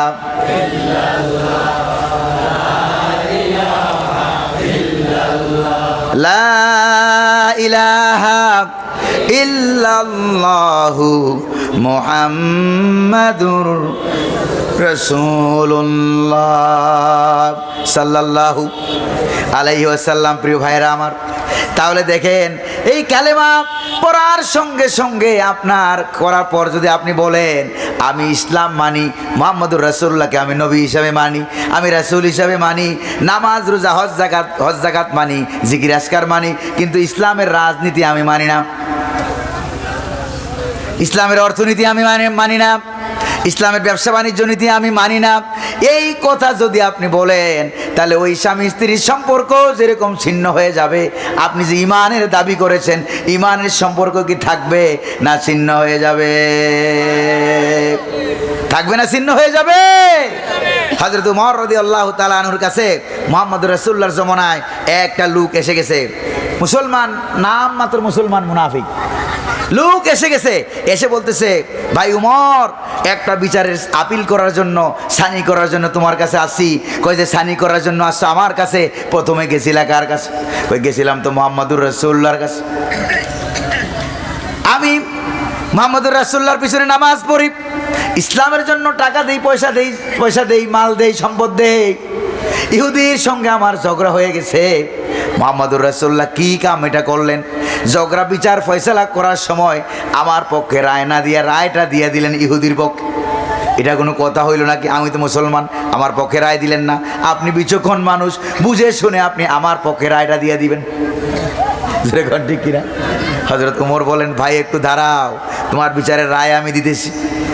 চলে গেলেন ঘরে, খাপের থেকে তরবারি বের করলেন, তলোয়ার বের করে এনে ওই লোকটার একবারে আল্লাহু আকবার বলে কল্লা, মাথা থেকে শরীর থেকে কল্লা আলাদা করে এবার বললেন, যে ব্যক্তি মুহাম্মদুর রাসূলুল্লাহর বিচার ফয়সালা দেওয়ার পর মুহাম্মদুর রাসূলুল্লাহর বিচার ফয়সালা মানে না, তার সানি করতে আসে, তার বিচারের আপিল তো এই রকম করে করে দিতে হয়। আল্লাহু আকবার বলেন। মুহাম্মদুর রাসূলুল্লাহর কাছে খবর গেল, সে ইসলামের বিচার মানে নাই, কল্লা যাবে কেন?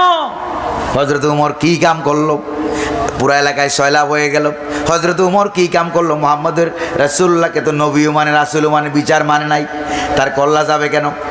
আল্লাহ রাব্বুল আলামিন সহ্য করতে পারেন নাই, সঙ্গে সঙ্গে আয়াত নাজিল করে দিলেন, ফালা ওয়া রাব্বিকা লা ইউমিনুনা হাত্তা ইউহাক্কিমুকা ফীমা শাজারা বাইনাহুম সুম্মা লা ইয়াজিদু ফি আনফুসিহিম হারাজাম মিম্মা কাদাইতা ওয়া ইউসাল্লিমু তাসলিমা। কোরআনে আয়াত নাজিল হয়ে গেল। অতএব আল্লাহ পাক বলেন, তোমার রবের কসম করে বলি, যে ব্যক্তি মুহাম্মদুর রাসূলুল্লাহর প্রতি ঈমান, নবী এবং রাসূল হিসেবে তাকে মানে, ঈমানের ঘোষণা দেওয়ার পর যে ব্যক্তি মুহাম্মদুর রাসূলুল্লাহর বিচার ফয়সালা মানে না, তোমার রবের কসম করে বলি, ওই ব্যক্তি কখনো ঈমানদার হইতে পারে না। হযরত ওমরের মতো এখন যদি একটা লোক থাকতো, শাসক থাকতো, তাইলে বোঝা যাইতো বাংলাদেশে কয়জনের কল্লা থাকে। জোরে বলেন ঠিক কিনা? জোরে বলেন ঠিক কিনা? আল্লাহ যেন আমাদেরকে হযরত উমরের মতো শাসক দান করেন বলি আমিন।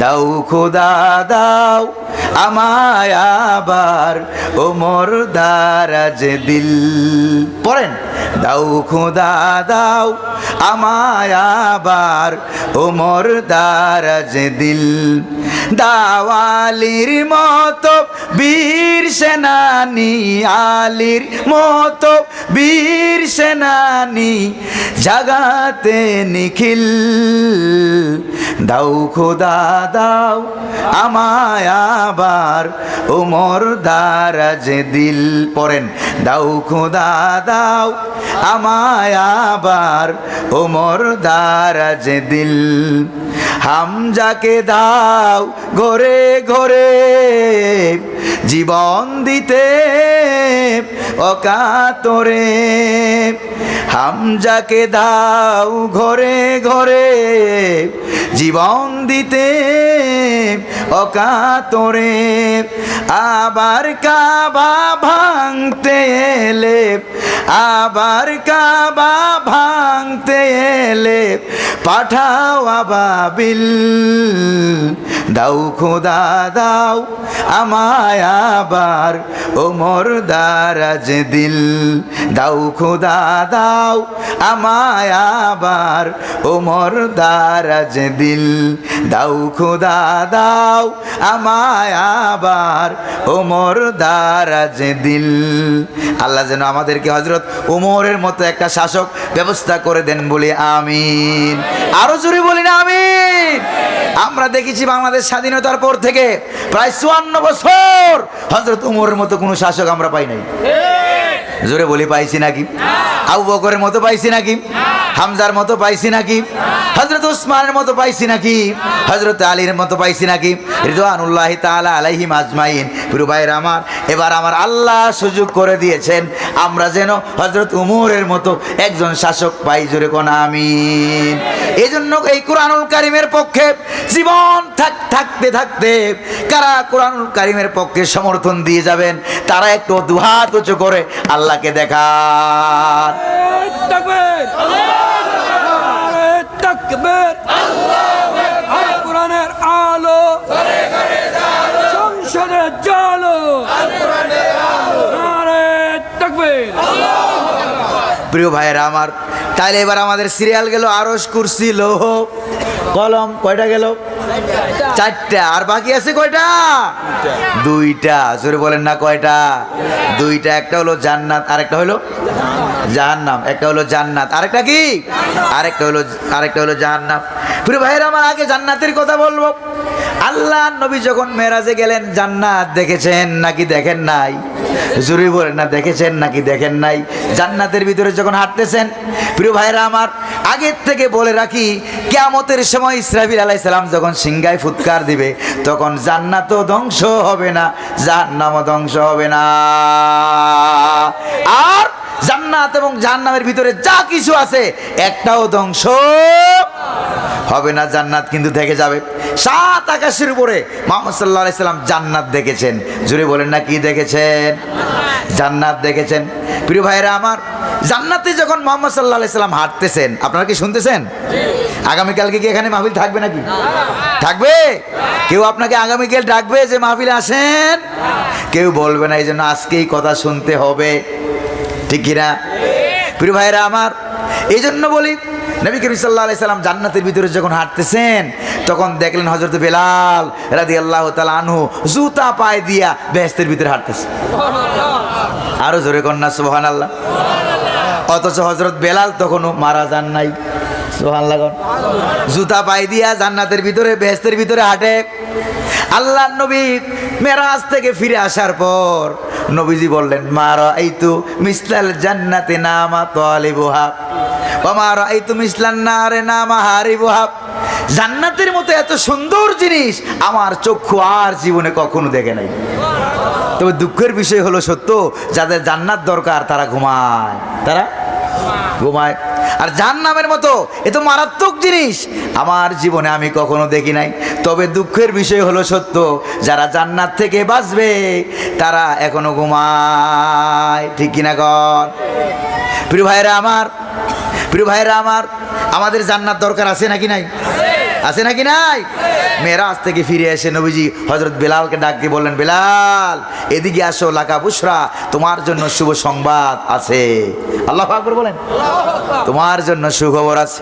নবীজি ডাক শুনে হযরত বেলাল দৌড়ে এলো। নবীজি বললেন, বেলাল আমার সামনে আসো। যখন এলেন নবীজি বললেন, বেলাল তোমার শুভ সংবাদটা হলো সামিতু কুরআতানা আলাইকা ফিল জান্নাহ, জান্নাতের ভিতরে আমি যখন হাঁটতেছিলাম তখন তোমার দুই পায়ের জুতার আওয়াজ আমি শুনতে পেয়েছি। আল্লাহু আকবার বলেন। এইটা কিভাবে হলো? এইটা কিভাবে হলো? বেলাল তুমি কি আমল করো আমারে বলো। সুবহানাল্লাহ। এমন কি আমল করো আমাকে বলো। হযরতে বেলাল রাদিয়াল্লাহু তাআলা আনহু বলেন, ইয়া রাসূলুল্লাহ, ইয়া হাবিবাল্লাহ, আমালি মা তারা, আমি যা আমল করি আপনি যা দেখেন তাই আমল তো করি, তবে গোপন দুইটা আমল আমার আছে। কয়টা আমল? জোরে বলেন না কয়টা? দুইটা গোপন আমল আমার আছে। এক নম্বরে হলো যখনই উজু ছুটে যায় তখন আমি সঙ্গে সঙ্গে আবার উজু করে ফেলি, আর উজু করার সঙ্গে সঙ্গে উজুর হেফাজতের জন্য 2 রাকাত তাহিয়াতুল উজু আমি নামাজ পড়ি। আল্লাহর নবী এটা শুনে বললেন, বেলাল ফাবিহাযা বালাগা মা বালাগা, এই কারণেই আল্লাহ তোমাকে ওই পর্যন্ত পৌঁছে দিয়েছেন। আল্লাহু আকবার বলেন। হযরত বেলাল আজান দিতেন দুনিয়ায়, খবর হইতো আরশ মহল্লায়। আল্লাহু আকবার বলেন না। প্রিয় ভাইরা আমার, এই বেলালের মতো এখন মুয়াজ্জিন কি আছে নাকি? এরকম আছে সারা দুনিয়াতে, কম হইলো আছে, নাইলে দুনিয়া এমনি টিকে থাকে। এজন্য বিশ্বকবি আল্লামা ইকবাল বলছেন, রহ গয়া রসমে আযাব রূহে বেলালি না রহি, রহ গয়া রসমে আযাব रूहे बेलाली ना रही, फलसफा रहेगा है तलकीने गजाली ना रही। আজানের রসম আছে আগের মতোই,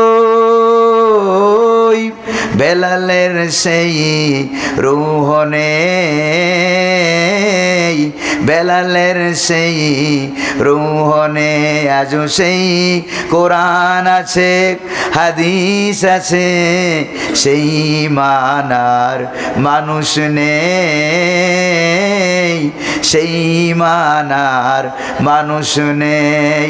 কোরআনের মাহফিল আছে আগের মতোই, কোরআনের মাহফিল আছে আগের মতোই, আল্লামা সাইদির রূহ নেই, আল্লামা সাইদির রূহ নেই। আজও সেই কোরআন আছে, হাদিস আছে, সেই মানার মানুষ নেই, সেই মানার মানুষ নেই। ঠিক কিনা বলেন?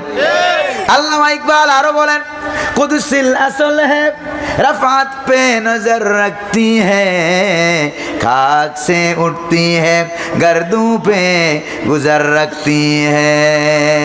পবিত্র জবানের পবিত্র কথা যেখান থেকে এটা বের হোক না কেন, এটা দুনিয়ার 7 আসমান ফুরে ইথার ওয়েবকে পাড়ি দিয়ে আল্লাহ পাকের আরশে আজিমে পৌঁছে যায়। এজন্য বান্দা যখন একবার ডাক দেয় আল্লাহ তাআলা সাড়া দেয় কয়বার? 70 বার। জোরে বলেন না কয়বার? আরো জোরে বলেন না কয়বার? 70 বার সাড়া দিয়ে রব্বুল আলামিন বলেন, বান্দা কি চাও আমি হাজির আছি। এই বেহেশতে ঢুকতে চান কারা কারা? তারা একটু হাত তুলে দেখান তো আমারে। জান্নাতে যাইতে চান কারা কারা? আল্লাহ যেন কবুল করে বলি আমিন। বেহেশতে যারা যাইতে চান, বেহেশতে যেতে গেলে ঈমান লাগবে, আমল লাগবে, ইসলামের পক্ষে থাকতে হবে, অর্থনীতির ক্ষেত্রেও ইসলামের পক্ষে থাকতে হবে, রাজনীতির ক্ষেত্রেও ইসলামের পক্ষে থাকতে হবে। আমরা সব জায়গায় ইসলামের পক্ষে থাকতে রাজি, কিন্তু রাজনীতির ক্ষেত্রে ইসলামে থাকতে রাজি না। এরকম অলিয়া উলিয়া আছে নাকি নাই? জোরে কন্যা আছে নাকি নাই? আল্লাহ যেন বুঝার তৌফিক দান করে বলি আমিন। আরো জোরে বলি না আমিন। প্রিয় ভাইরা আমার, এই জান্নাতে যখন মানুষগুলি যাবে, নবী করিম সাল্লাল্লাহু আলাইহি সাল্লাম বলেছেন, তুলুহুম সিত্তুনা যিরা কাবিহিম আদম, আদম আলাইহিস সালামের মতো 60 হাত লম্বা করে দেওয়া হবে। কয় হাত? জোরে কন্যা কয় হাত? 60 হাত লম্বা করে দেওয়া হবে। এরপরে কি করা হবে? আচ্ছা, আমার আপনার এখন যেই বডিটা আছে, এই বডিকে টান দিয়ে যদি 60 হাত লম্বা করা হয়, তাহলে কি জান্নাতের ভিতরে আমরা হাঁটতে পারবো? জোরে বলেন না, হাঁটতে পারবো না? বাতাসের আগে ভাঙ্গিয়া পড়ে যাবে। জোরে বলেন ঠিক না? বাতাসের আগে ভেঙে পড়ে যাবে। আর এই শক্তি যদি থাকে, 60 হাত বডি কি আমরা চালাইতে পারবো? জোরে বলেন না, পারবো? এই জন্য নবীজি বলেন 60 হাত লম্বা তো করা হবে, বয়স দেওয়া হবে 33। কত বয়স দেওয়া হবে? কত? একটা মুরব্বী সাহাবী হুজুরের সামনে, হুজুর যখন বয়ান করতেছিলেন, ও আমার সাহাবীরা, কোন বুড়া মানুষ বেহেশতে যাবে না। ওই বুড়া সাহাবী কাইন্দে হয়রান। নবীজি বললেন, সাহাবী তুমি কেঁদো না, এই বুড়া বয়সে তোমাকে আল্লাহ পাক জান্নাতে ঢুকাইবে না। জান্নাত যখন আল্লাহ তোমাকে দান করবে, 33 বছরের যুবক বানায় দান করবে। আরে জোরে কন্যা সুবহানাল্লাহ। আর বয়স হবে 33, লম্বা হবে, যুবকরা একটু জোরে কও, কয় হাত? লম্বা হবে 60 হাত, আর মোটা হবে 7 হাত। আল্লাহু আকবার বলেন। মোটা হবে কয় হাত? মোটা হবে 7